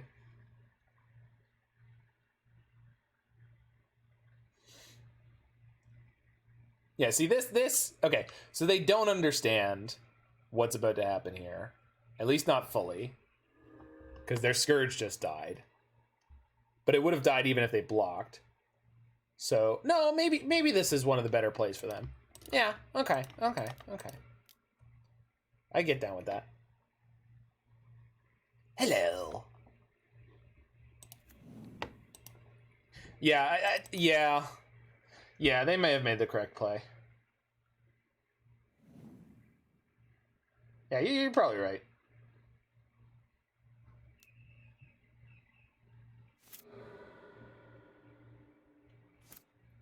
I don't know. My brain goes a little bit sideways trying to think of Death Shadow stuff.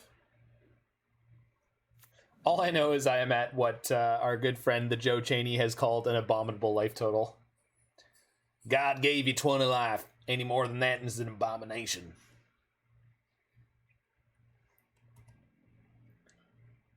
Somewhere there's a Death Shadow preacher that's just furious. I just take the 5? I feel like I'm just taking 5 here.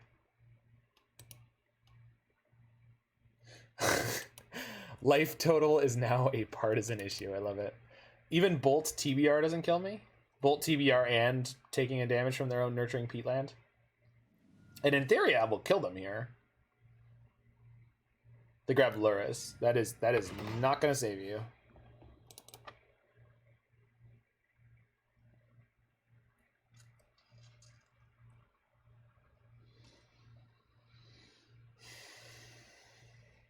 Has conceded. Fair enough. Fair enough. Yeah, they gotta have a push. Bolts would help them too. Bolt would help them a lot.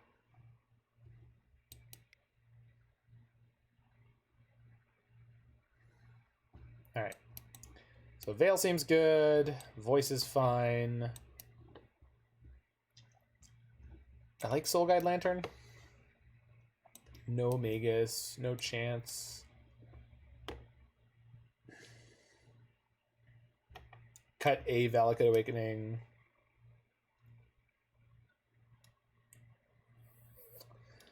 I love Path. I like the Skyclave. This is the tough cut here. I think we'll cut one Eladamri Skull.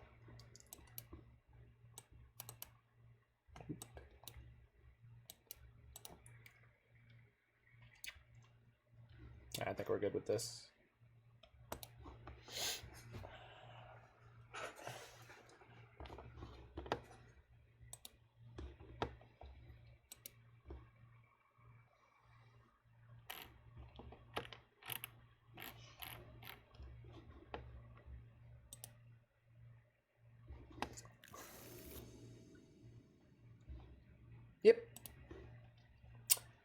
Yep, that's a keeper. We keep these hands.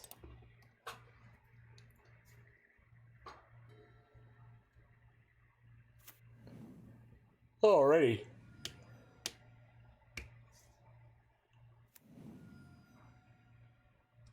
Yep.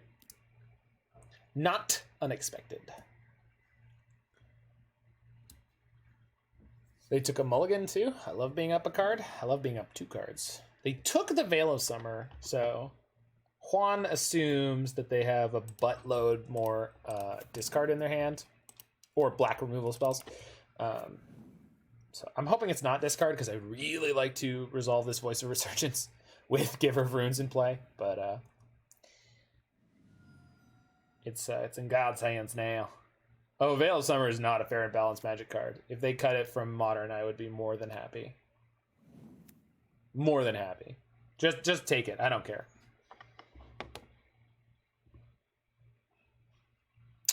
Think I'm ditching Boros Charm?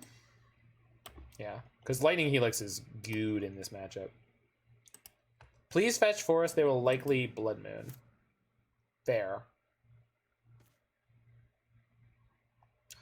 Then I don't have red mana? But I guess Voice plus Giver should get me through most of this game.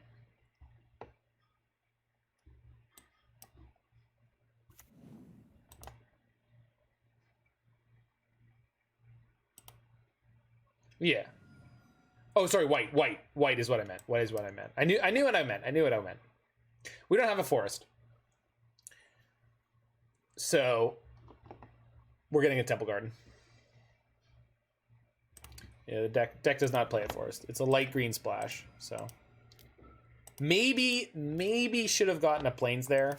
It is entirely possible, but I think getting the voice into play is fairly valuable. This just does mean if we start top decking things like Stoneforge Mystic, then we're obviously not in good shape. Or what's it called? Ranger-Captain of Eos.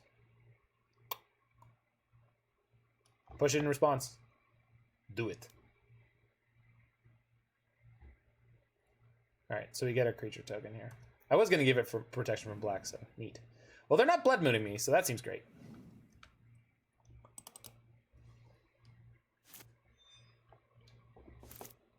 I mean, we're okay. Obviously, if they blood moon me, I'm not going to be the happiest camper, but... Oh, I could have gotten an extra damage in. Sorry, I don't... I have always been, and I will always be bad at sequencing decks that I don't play a lot. I will always be bad at this. I will always be bad at this. I don't think before I do things most of the time. I need to make the mistake multiple times before I ever learn. I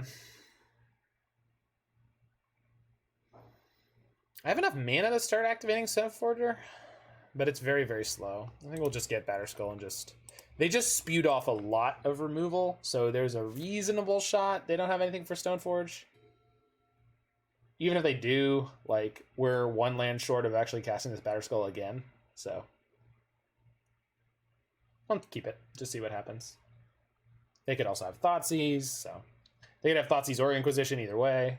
Okay, Fatal Push, short. They've hit one of these Death Shadow draws. I am tempted to stop attacking them for the moment. Just because I don't want to make it easier for them to put a shadow into play. Right now, if they draw a fetch, they can fetch shock to 12 and put a 1/1 shadow into play, which is great because I get to Helix it. If they put a Scourge into play, I get to Helix them. So I'm in a fairly comfortable position as far as most of their threats go. Didn't put Lurrus in their hand there. That's a little bit suspect to me.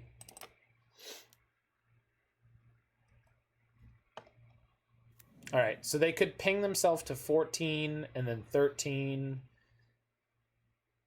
and they wouldn't quite be able to play the Shadow. They didn't play a Scourge of the Skyclave there, and they didn't put Lurrus in their hand. So I have Skyclave in my hand. I'm going to start attacking. So that 1 point, the 1 point I didn't get earlier in the, oh. I thought that was going to be a K command, so I was concerned. This is fine. My opponent played a 1-for-1. Jeez. They didn't even use it in its best mode, which makes them lose 4 life. That's them putting the Lurrus in hand. All right. But they don't have a bauble, so... And there's the magic. Okay, this time we sequence correctly.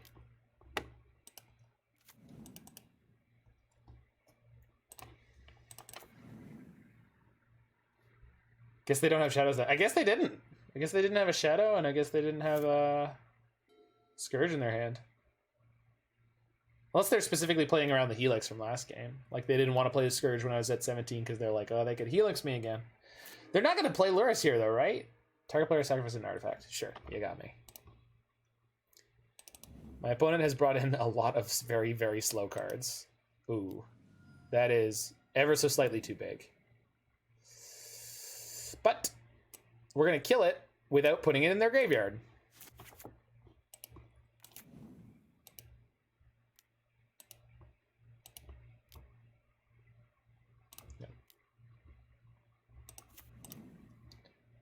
I want to point out to everyone on Twitch and everyone all over the world, this doesn't have flying. I need to be reminded that my card does not have flying. Because I'm sitting here thinking, okay, if they play the Kroxa, we can still keep going in at 2 at a time over their head. That's not how it works. Bad streamer. Well, bad Magic player. Reasonable streamer. Bad Magic player. Alright. Alright. No, ladies. Oh, I can get that Plains into play. Blood Moon me now, nerd. Seriously, though, turn off your double black so you can't get your Kroxa. I would appreciate it. So we can put them to dead here? Neat. What if I also top deck the Lightning Bolt? Earthbound spirit that lives in a flying castle. It sounds like a much more specific reference. It does live in a region with flying stones, right?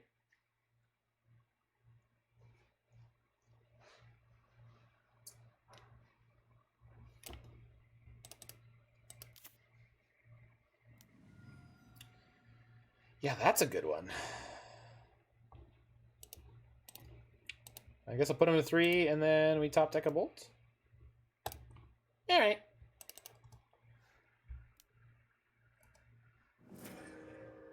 Lots of cards that win there. It's not one of them. Okay. Do I want to attack into their illusion? No, my elemental's worth more. I'm leaving this card in their hand in case they have a Thoughtseize or a... Oh, neat. The Skyclaves are canonically once buried ruins that got flipped up into the air by the royal and are like floating castles dungeons. I think dungeons would be more accurate, but castles is more exciting. So I approve of your use of castle there. Hammer. Oh, that'll do. I mean, I guess. Remember how I wanted to draw a Lightning Bolt? The Lightning Bolt was just like, yo, wait a turn. It's gonna be way more awesome. Way more awesome. Don't even. Like a medium top. Medium minus, you know. I'm not mad about it. Deck was on like, no, Deck was like, listen, dude, listen. You got this. Let them play the Lurrus. What are they gonna do? Let them feel like they got it for a half second more. And then we'll give you the Bolt. Listen, you're not gonna lose. Don't worry about it. All right, 3-1, playing against another 3-1. And this is how we are wrapping up today's league.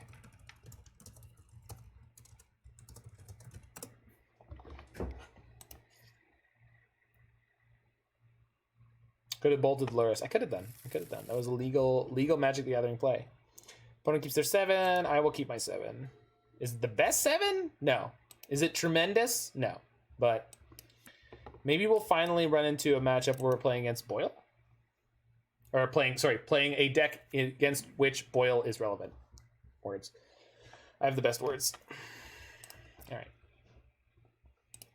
Behold, you're against mono white taxes. Fetch aggressively. I might have arbiters. Ooh, cat Jesus.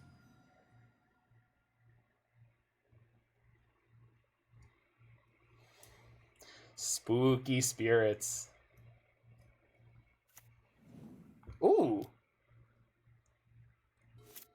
Did you lead with planes instead of the fast land? Because I didn't want to tell them I was on red.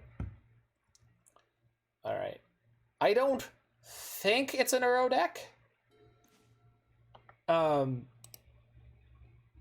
they fetched Temple Garden first.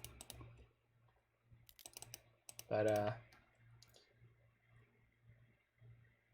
likely to see a Remand or a Mana Leak here. Yeah, looks like it.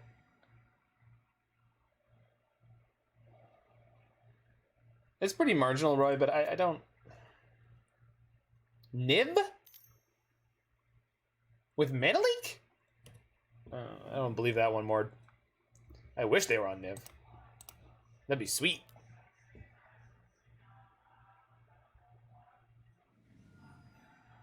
Why is Anna Antaros not playing Niv? I will go talk to him. All right. Well, they missed their land drop, so that ain't not bad.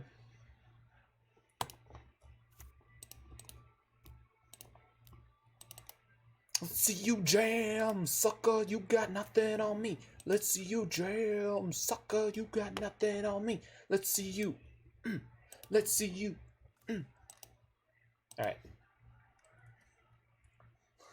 That's from the South Park episode with all the dance-offs. I don't know if it's a real song. I assume it's not. But it does sound a little bit in my mind like the Space Jam theme song.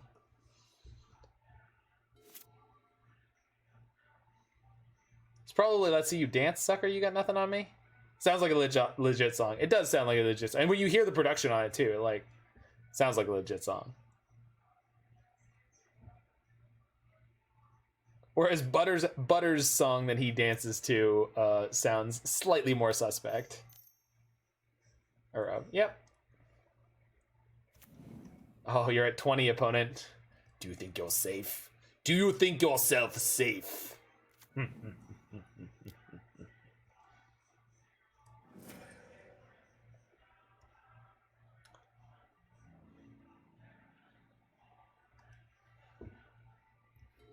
Yes, Butters does a routine to a song called I've Got Something in My Front Pocket for You.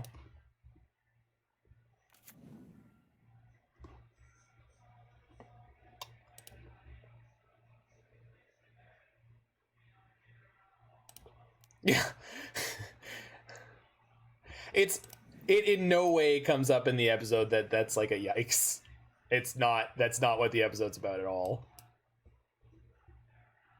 Just one of those things that like is just sort of background funny.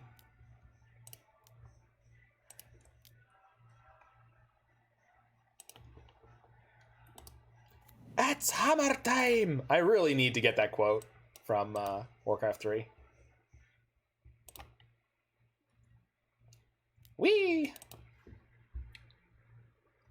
Alright, crack them for 5. Okay, so they're super duper dead next turn. They might not know it.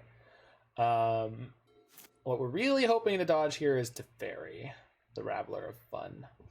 Because Teferi shuts off my Sunforger, which I would not like. Also, tempos me very hard. I didn't know what the North American Marion Brando lookalikes were parodying. Marlon Brando, right? Sorry, I read that wrong.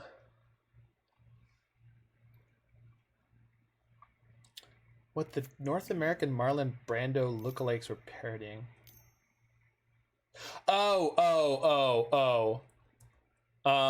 Yeah, but that, but they that's in that episode, right? They tell you what it is. We invited them to join NAMBLA. What? Yeah, the North American Society of Marlon Brando lookalikes.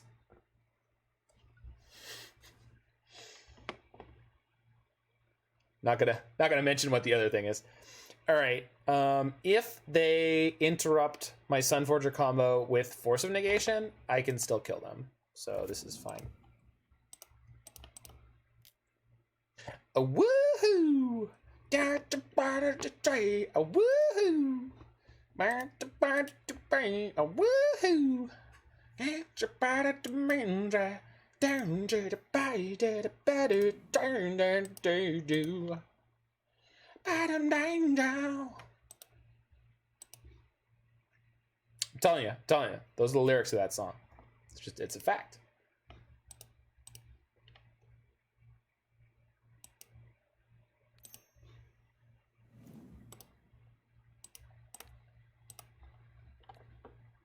It's working.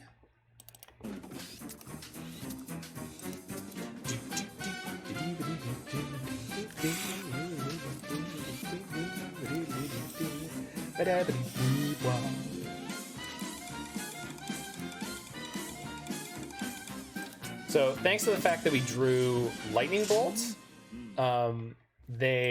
we have redundant ways to lethal them here, so they would need 2 Force of Negations to get out of this. Also, we've ended up with like 1,000,000 cards in hand, although most of them have been lands, which is not my favorite. But you know,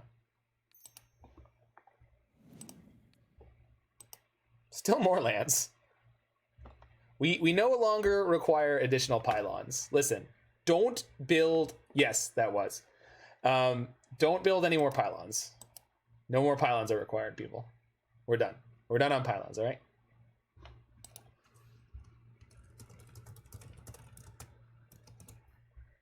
My opponent has said, that's an interesting interaction, and I said to them, just wait for the ending. Also, we could get a Valakut Awakening. Oh my god. Not now, obviously. That's not what I'm getting now. I would like to give my creature +6/+0.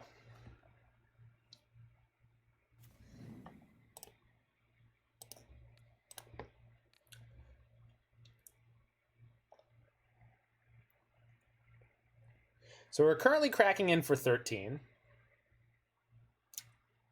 I could just Boros Charm. Yeah, we're going to do that.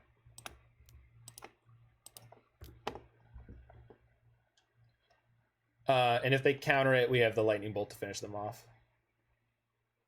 So Boros Charm, not for damage, for my creature gains double strike. Because we're playing Death Shadow. We're the real Death Shadow deck. Who's the real Death Shadow deck? This one.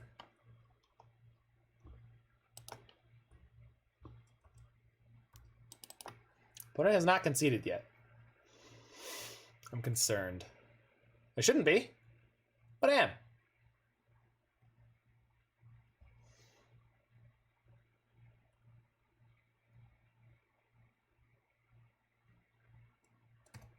Okay, so we get to hit them with Blood Moon, we get to hit them with Boil, we get to hit them with most of the stuff out of our sideboard, so we'll see, we'll see. Exactly. The longer it takes them to concede, the more nervous I get there. Soul Guide seems good, Boil seems good, Blood Moon seems good. I would like to have Veil of Summer, but to be perfectly honest, the fact that we can't Veil Path makes it pretty unappealing to me. Chance for Glory I also don't want.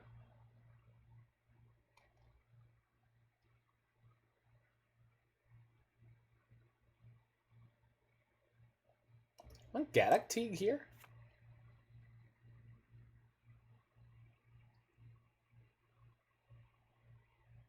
Yeah, probably.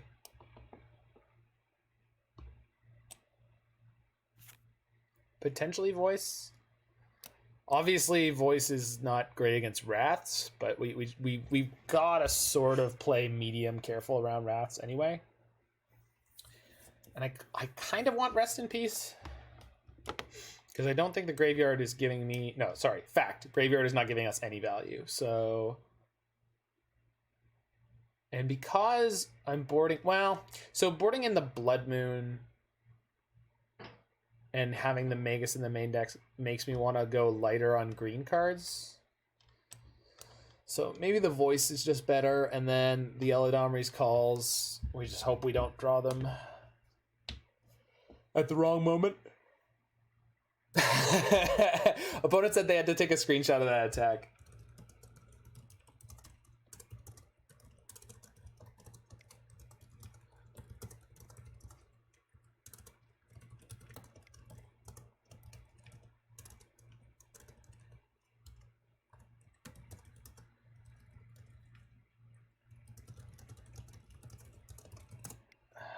All right.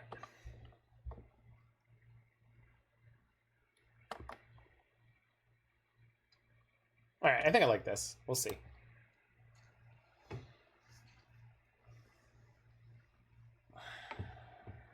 Oh, we're 3-1, Alex. We got wrecked by some scrub playing some kind of enchantment deck. In Modern, can you believe it? Okay, so we get to Eladamri's call into Magus of the Moon, and then we just get to maybe hardcast Boil. Sure.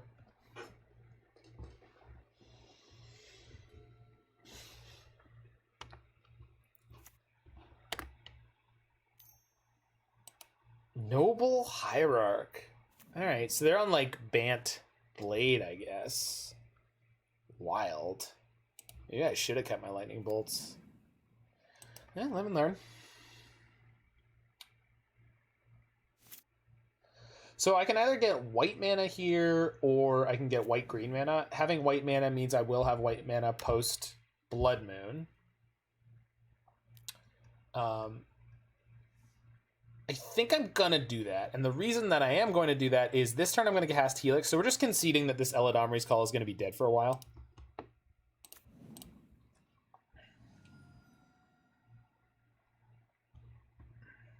Is this a good idea? Yeah, it's a good idea. We have plenty of stuff to do with our mana over the next couple turns. So I just want to get them off their extra mana here. Maybe they mana leak, maybe they reman. No. Maybe they have Ice Fang Kootl. Zakotl. Also, our opponent took another mulligan here, which is pretty good considering the hand we have. Oh, okay. Maybe they're fetching around the Blood Moon? Certainly going to make Boil a lot crappier. But I will take it. So I think we'll lead with Magus, because this can't get them an island. So sure. Yeah, Eladamri's Call decision might come back to bite us. We'll see. But if they, oh no, because if they path, I can't get a forest. We don't have one.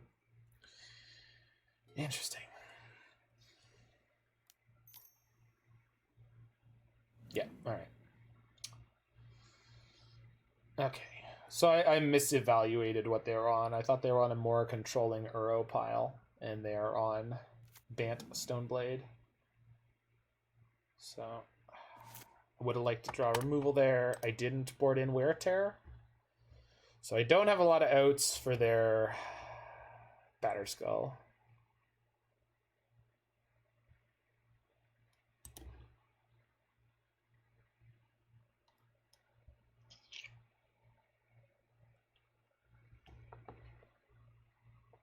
Don't need to play this Rest in Peace soon, though. Let's just play Naked Stoneforger. And then we'll be able to equip and unequip next turn. To what end, I'm not sure.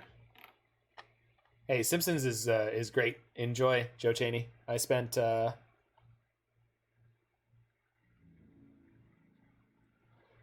most of yesterday watching sort of the chunk, the second half of season 1 and the first like 6 episodes of season 2, and that was a great way to spend my day.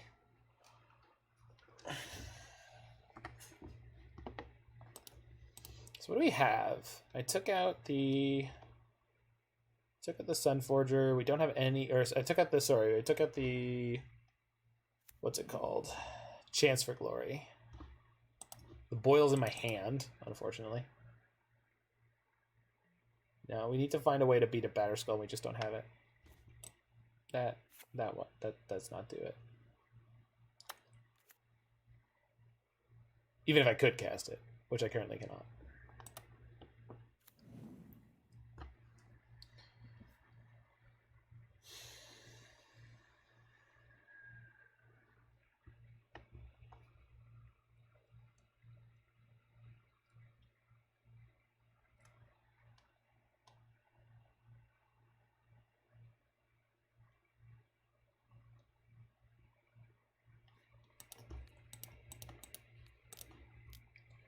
Ah.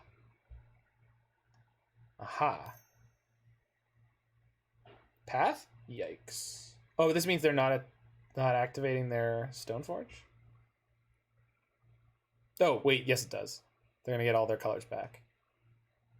This is not so bad. Not so bad. They think that's good. It's not really that good for them. Okay, that's fine. Would I rather Eladamri's Call or Rest in Peace this turn cycle? Call for sure.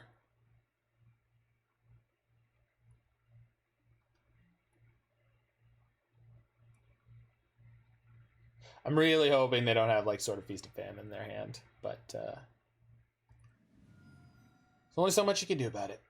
More islands, more islands, more islands, more islands. You want more islands? Get all your islands. Listen, there's nothing wrong with getting islands. Islands are great, tremendous, just the best. Forest. Womp womp. Oh, they're prepared for Uro. Uro! Yep.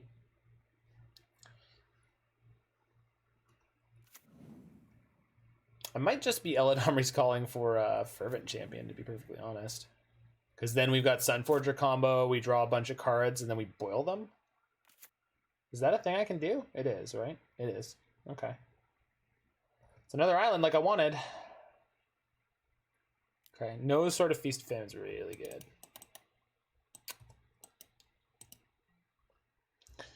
I suppose the most efficient thing to get here would be Ranger-Captain of Eos. Let's see if the Eladamri's call resolves first. Okay.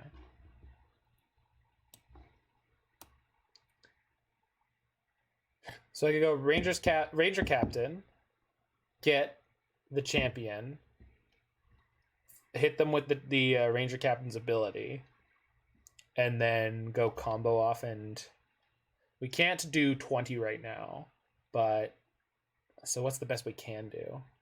It's not that good, huh? So Fervent Champion is the play to win here line.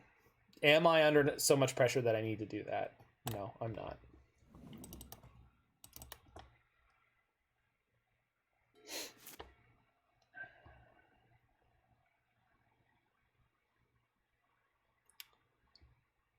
Go Ranger Captain into Skyclave.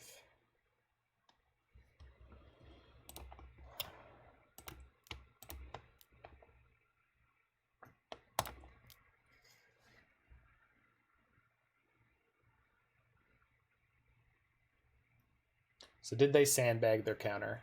They did not. Or if they did, they are still sandbagging their counter. So we're going to get Fervent Champion here. We're not going to cast it, because instead we're just going to play Skyclave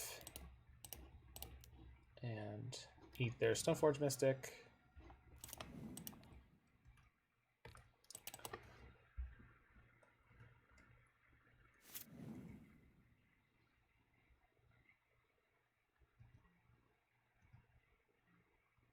Hoping they're not playing Teferi.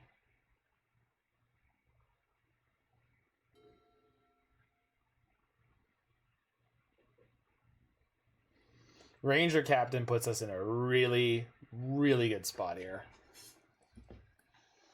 Because even if they go to 24, I'm medium sure I can kill them.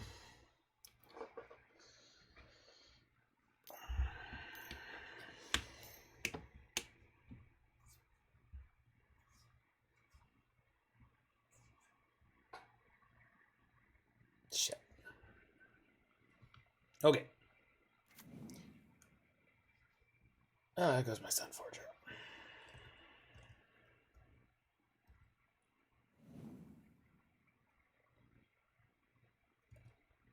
What if I group block the Germ?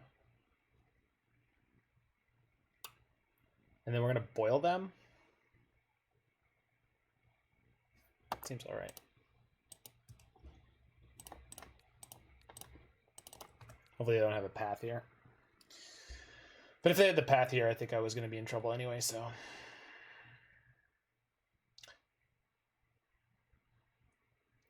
They should kill the Ranger Captain, which means I get to keep my Skyclave Apparition.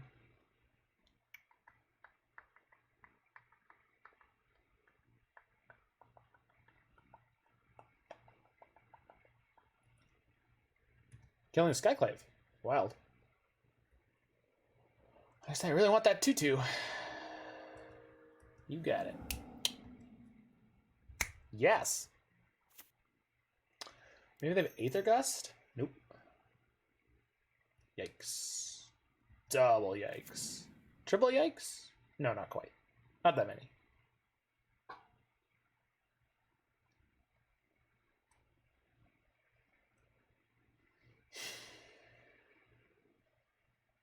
Sort of fire nice. Not too bad.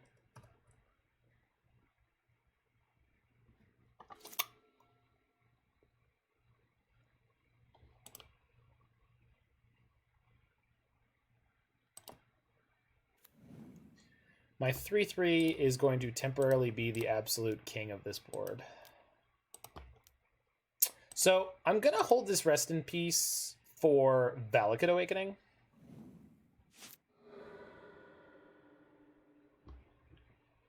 I think I'm playing out the Fervent Champion here to save me a mana on my combo turn.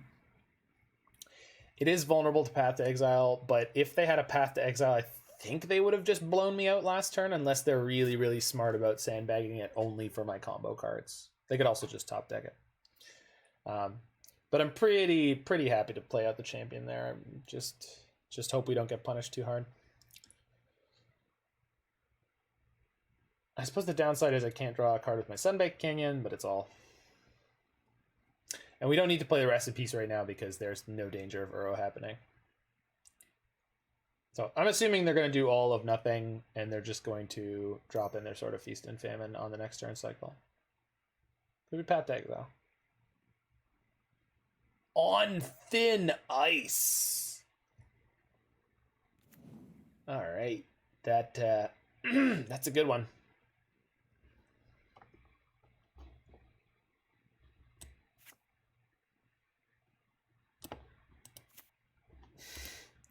Once again, I can't remove it due to the fact that I didn't board in Wear Tear.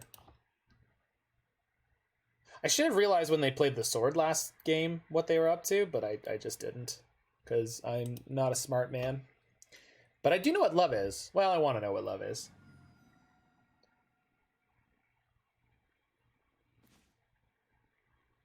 Okay, that's a good draw. So I have Valakut Awakening. If I hit a land, I can play this Batterskull. Or could just play the Batterskull and attack with a 5/5 first strike haste lifelink. All right. Yeah.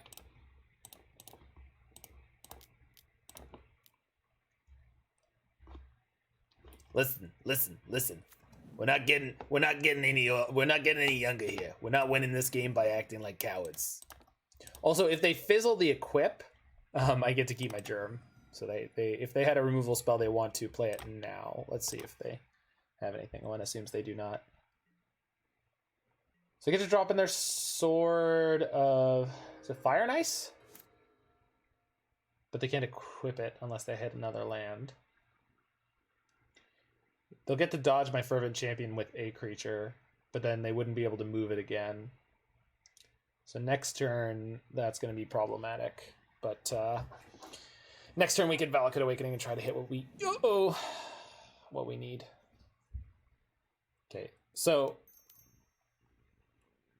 worst case scenario for them is just drop in the Sword, equip it, and then just sit with a blocker. The blocker will prevent me from gaining any more life. But if I can hit my other Sunforger and start comboing, it needs a lot of mana though. All right, we'll see. I'm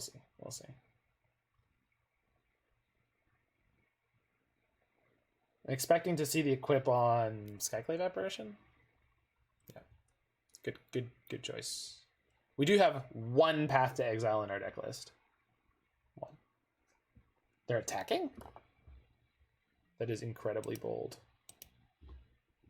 Okay, I mean this is how we win. This is definitely how we win this game, is them attacking there instead of leaving it back. It's also how we lose, but alright. So Valakut Awakening for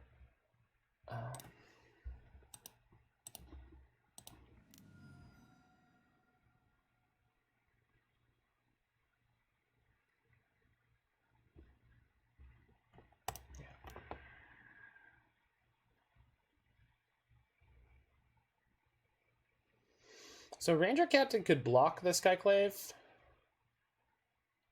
get another Javier, and swing with both. I think if I Ranger-Captain this turn, I want to get Giver of Runes. I think that puts me on a better path to victory.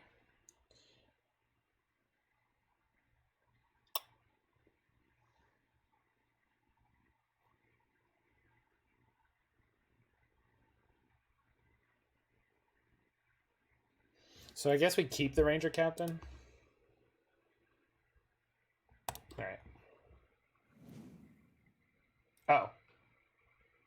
I guess I could just get everything, huh?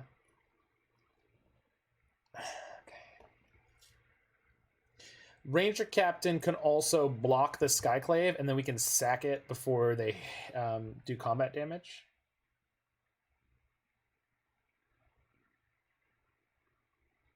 So extra Javier means I swing for 6 and 2, which is basically irrelevant, so I'd rather play Giver.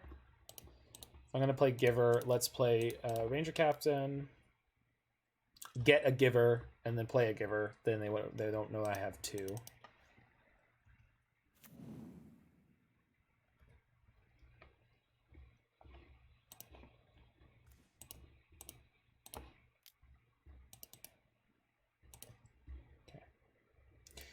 Well, this could go sideways for us in a bunch of different ways, but could also be really good for us in a bunch of different ways, so see what's what. We're at 9, so if they can't equip this Batterskull, we could just take the hit from the Skyclave Apparition, then we could move our Batterskull onto Ranger-Captain, and then attack for 7. And then be able to block the Skyclave, so... Lots of good ways this could break for us. What I don't want them to draw is removal. I am okay with them drawing most forms of, I guess, mana.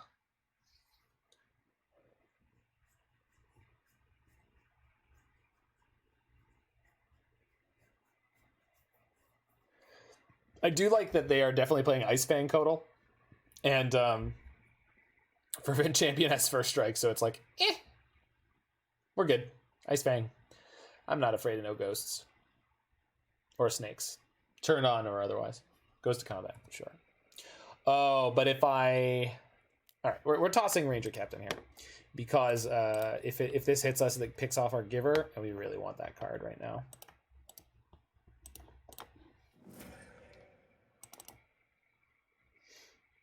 Okay.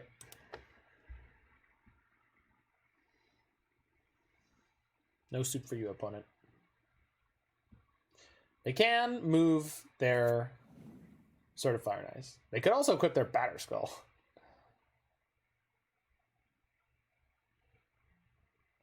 They do nothing. That's terrifying.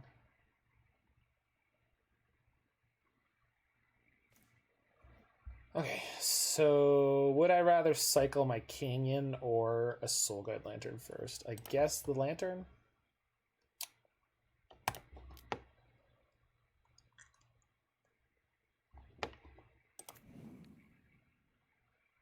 Take out Path to Exile. In case they're playing Mystic Sanctuary or Snapcaster Mage. Draw a card.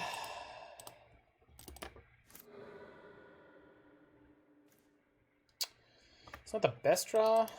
It's not a bad one. Second Javier. Yeah. Because I can attack with both.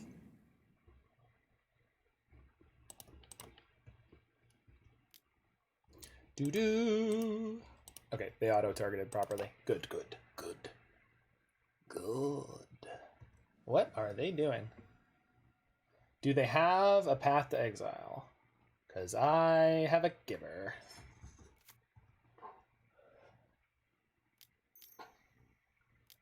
Green. Aha!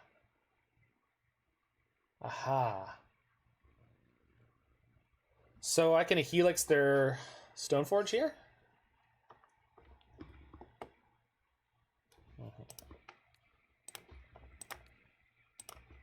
Did they do the thing wrong? No. Because if they had gone... No, they did do the thing wrong, right? They were supposed to go Stoneforge, hold priority, bounce Batterskull? Huh, I finally saw it happen. All right.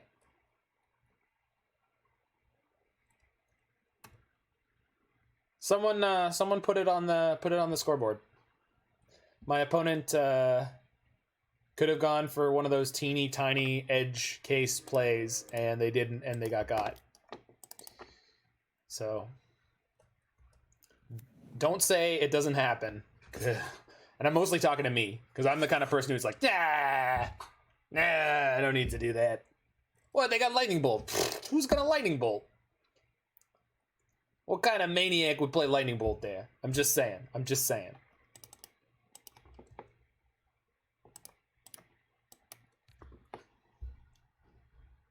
All right, see you, Robert. Well, this is the last match, possibly the last game, assuming we win it. So,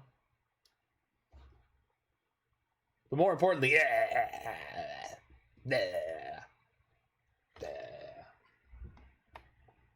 protection from white.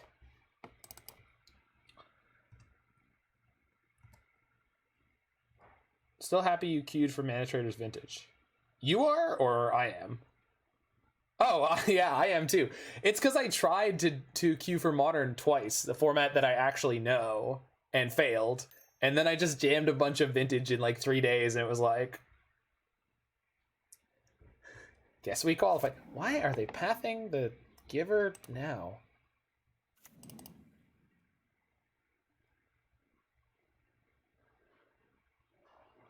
Okay, not sure what's happening. Oh, they wanted to get it out of the way before the other Giver went live. Okay, I understand. Sunforger? Very much not a Sunforger.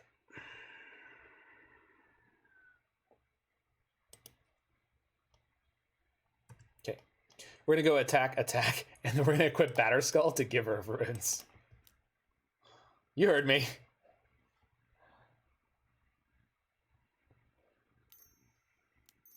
Ice Fang? Cute. You're not planning on blocking with that, are you?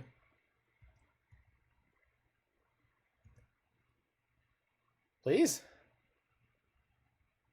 Oh! Very well. Yeah, that's it's a legal Magic the Gathering play.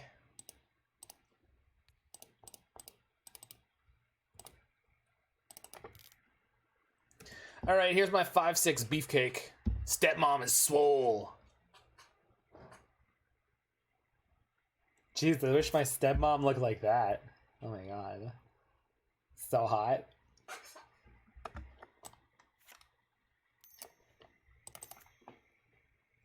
Uh-oh. It doesn't have haste. I'm not unduly worried. I have Giver in play, which means I can get around one of these creatures, but not both. So I guess we're juggling the Batterskull a bit here. What is this? Oh, that sucks. Wait, but they have to target Giver here? Okay, it's not too bad. The only thing that's reasonable for them to target is Giver. Yeah, it's fine. Oh, but this means the Skyclave is gonna... Uh-oh. Okay, everything's falling apart rather quickly, actually. So we need to draw decently here, because their Skyclave is going to crack in and shoot down my other Fervent Champion.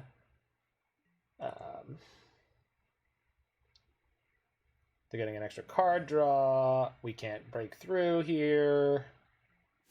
And they have Batterskull in their hands, so we need a good one. Bolt? Jeez, just endless flood, huh?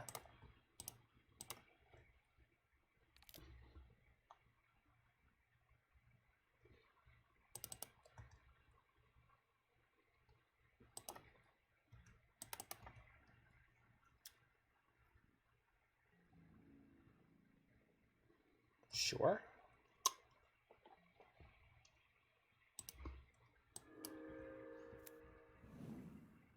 Why am I still playing lands out? Do I have a second Valakut Awakening in my deck? No, I boarded it out, right?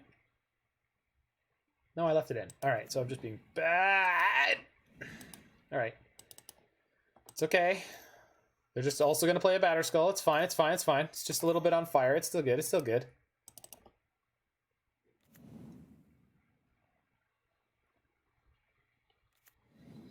So we're going to pick up our Batterskull.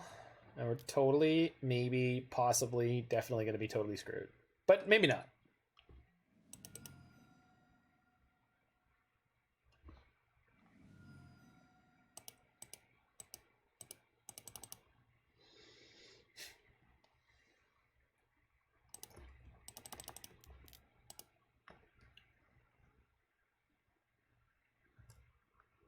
All right, what do you got? What do you got? What do you got?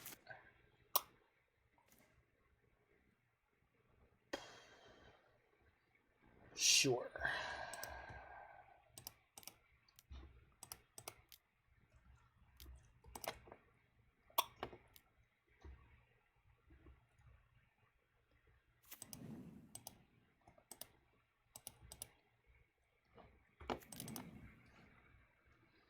What a friggin' game here.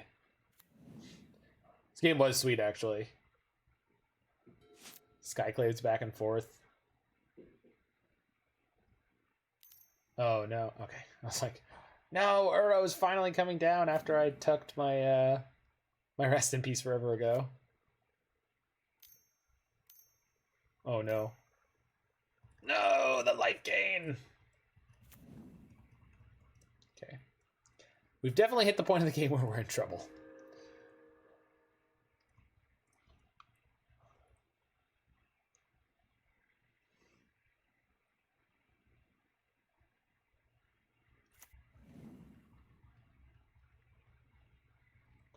Can't get the Uro into play this turn, but I am concerned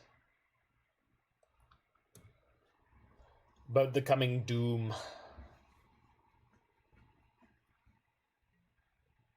Damn. Thought they'd just keep attacking with their Skyclave.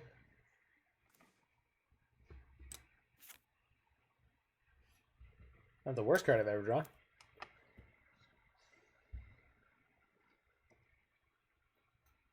So I give my Germ double strike to beat their Germ in combat.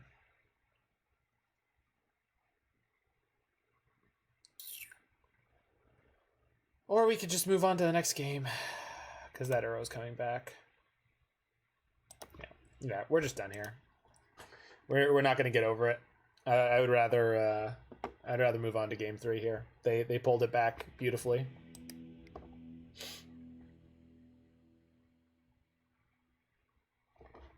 All right, so we sideboarded. I totally did not understand what my opponent was playing. I should have done, so it's on me, but yeah.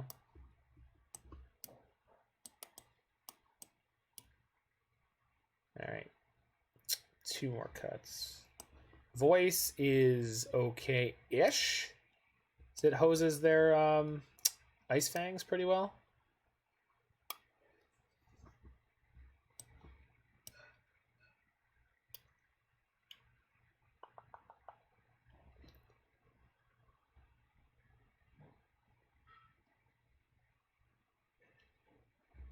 Helix might be one of the least good cards here.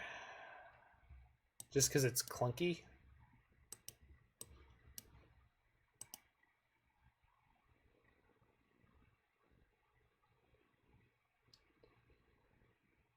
Alright. I like the setup. I don't love the setup, but I like the setup. I'm really glad we didn't board in Veil of Summer. Because after game 1, for some reason, even though we saw the sort of Feast and Famine, I thought we were against a cryptic deck, and that was not the case at all. Zach, would you like an ideal hand? I guess be alright. It'd be alright. That'd be alright. That'd be fine.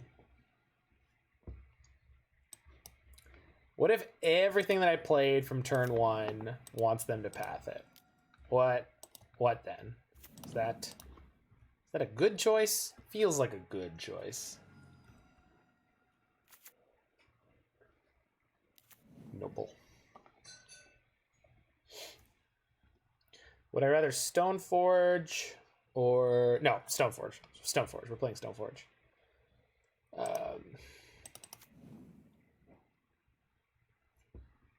Should Morphose into the Stoneforge, but We can save Morphose for our combo turn, so. And there's nothing that I need to draw right now, so.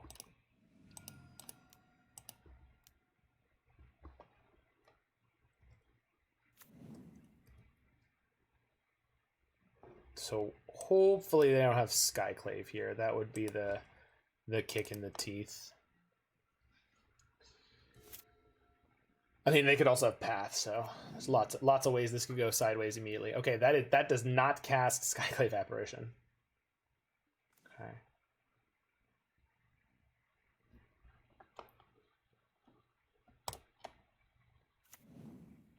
So I can drop in my Sunforger regardless. I also get to equip it for free to Fervent Champion, so let's see if we can take them off of their white mana first. Now, maybe I should have done this upkeep. Yeah, I should have done that upkeep. Yeah, it's too late now. Too late to worry about it.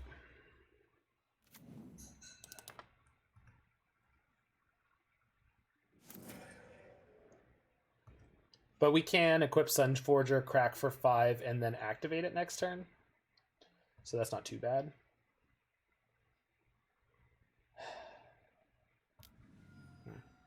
We had a good hand. They also have a good hand. 4 red for legendary artifact, discard a card, exile the top 2 cards of your library, you can cast the next turn. Nice. That's just a tap?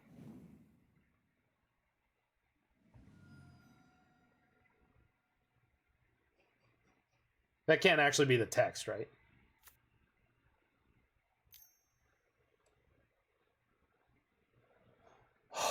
Okay.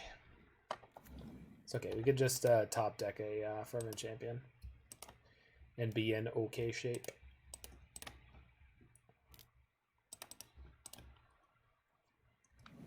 These Bant decks are so tough.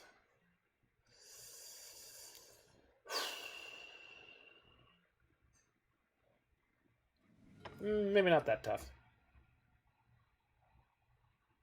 Wait, that is the text. 4 and a red for a legendary artifact. Discard a card. Discard a card colon? Is that what I'm supposed to be reading there? Yeah, I know it's the back of it. I get it. It's the back half of one of the other red Kaldheim gods. But I just need the text more specific. Wow. That's really insane. Oh, if they have Mana Leak here, I get messed up. But can't count on your opponent constantly having it all. Okay, seems good. Oh, we're not gonna play this Fervent Champion next turn. We're gonna try to set up for a combo next turn. So let's play Rest in Peace. Yep. Yeah. I found it. I found the line. Okay. Combo.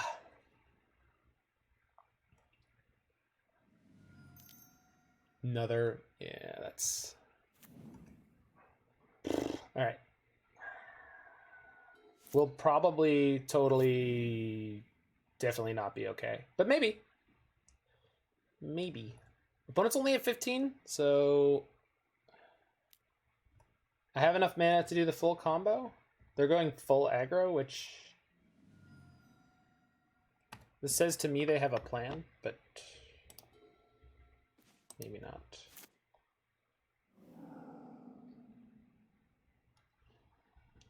Okay, this is GG if it resolves.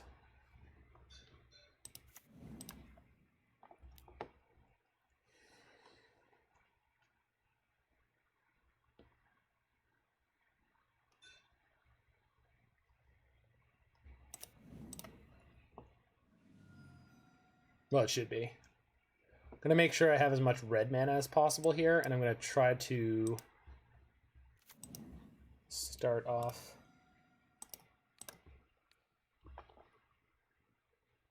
Okay.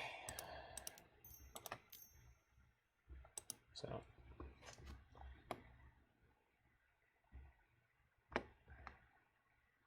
One Manamorphose. Cast.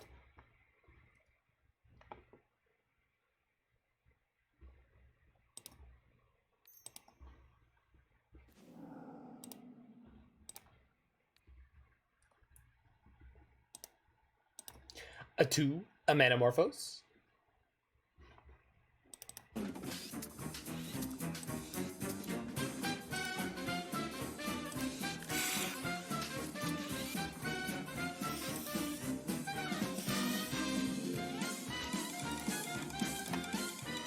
Second Sunforger and a second Eladamri Skull. I mean, if we need to go to another turn, that's not the worst draw in the world. The last Manamorphose.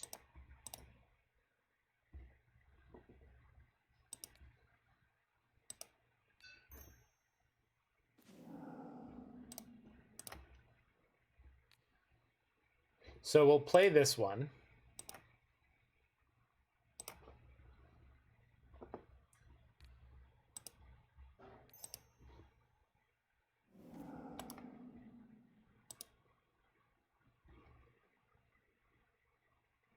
Play the hands. Fist of Flame. Wait. Did I lose Boros Charm earlier? I didn't see it in there on the last. I would not have boarded up Boros Charm, right? That would be incredibly silly. I didn't see it on the last activation. But it needs to be in there for me to win the game, so I really hope it should be. It's not in my sideboard. All right. Sorry, I spooked myself, people. I spooked myself. There it is. It was underneath the boil. That's what happened.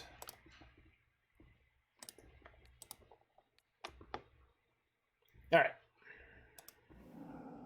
Oh, and of course, as always, I had 1,000,000 white mana and I managed to tap it all down, so if I fail to kill them this turn, I cannot cast this Giver of Runes, which is probably relevant.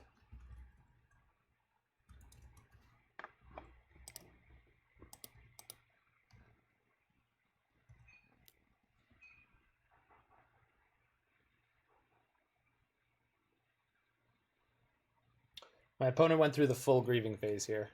Nice! So 4-1, and the only loss was to Mordekaiser's absolutely insane, no speed, all value, grindy, enigmatic incarnation deck that we're going to play on this channel come, I want to say Monday, which I guess is tomorrow. So yeah, Cavedan's deck, absolute banger. As he said, the sideboard definitely could use a bunch of work. Like, we didn't bring in Eidolon of Rhetoric, we didn't bring in Kor Firewalker, we didn't bring in Auriok Champion, we didn't bring in Burrenton Forge-Tender. Forge-Tender maybe I should have brought in against Black-Red, I missed it. But we also didn't run into a lot of like heavy blue matchups where the boil was actually insane. So yeah, deck is functional as both a medium burn deck, like a general just sort of middling aggro deck, and a very, very good super aggressive deck. So yeah, love that. And a 4-1 is a nice little record there. The one some of the games we lost, we didn't sideboard perfectly, which is fair. Some of the things we did were not optimal because I'm bad and not used to playing the deck. So always attack with your 2 Fervent Champions if you have the free attack to do so. Chance for Glory I was less than impressed by, but I cut it all the time, so maybe I just wasn't giving it the opportunity. It just didn't really seem like anything that I wanted to be doing, because most of the time I felt like the opponent's removal spell was going to be Path to Exile. And if I was playing the indestructible half of it for other things, like we could have used Veil of Summer against things like Fatal Push, so I'm not 100% sold on Chance for Glory. And the one of sideboard Blood Moon, well, the whole sideboard definitely could get a bit of a redo. Obviously, it's not really sure exactly what metagame it's trying to game against. But we did do really well against the black mid-range decks that I was told would not be an easy go. So, good deck. Hell of a good deck. Thanks for tuning in, everybody. Meanwhile. So this is going to be the end of stream for today. I'm going to try to find someone magic-y to raid. But if you are watching this in the future on the YouTube, make sure that you hit that like button, smash that subscribe button, and check out any of the other videos that catch your eye. Should also be a new episode of the Serum Visions podcast going up either Monday evening or Tuesday. And so we are recording that tonight, which is why I won't be live. So, and then on the 20th, on the 30th, I'm going to be live playing the Mana Traders Swiss stuff, which should be super, super, super exciting for Vintage. I'll try to be tuning that deck over the next 2-ish weeks. We'll see how much more, quote, tuned I can get it. And see if we can do reasonably well with it. It was really, really fun to learn Vintage and just do all sorts of nonsense. All right, so Yellow Hat's live and Magic is live. I'm sending you guys to Anzi DMTG, who's I got a smaller chunk of viewers and hopefully will appreciate the 12 to 15 viewers I'm sending. So have a good time there, and I will see you soon enough.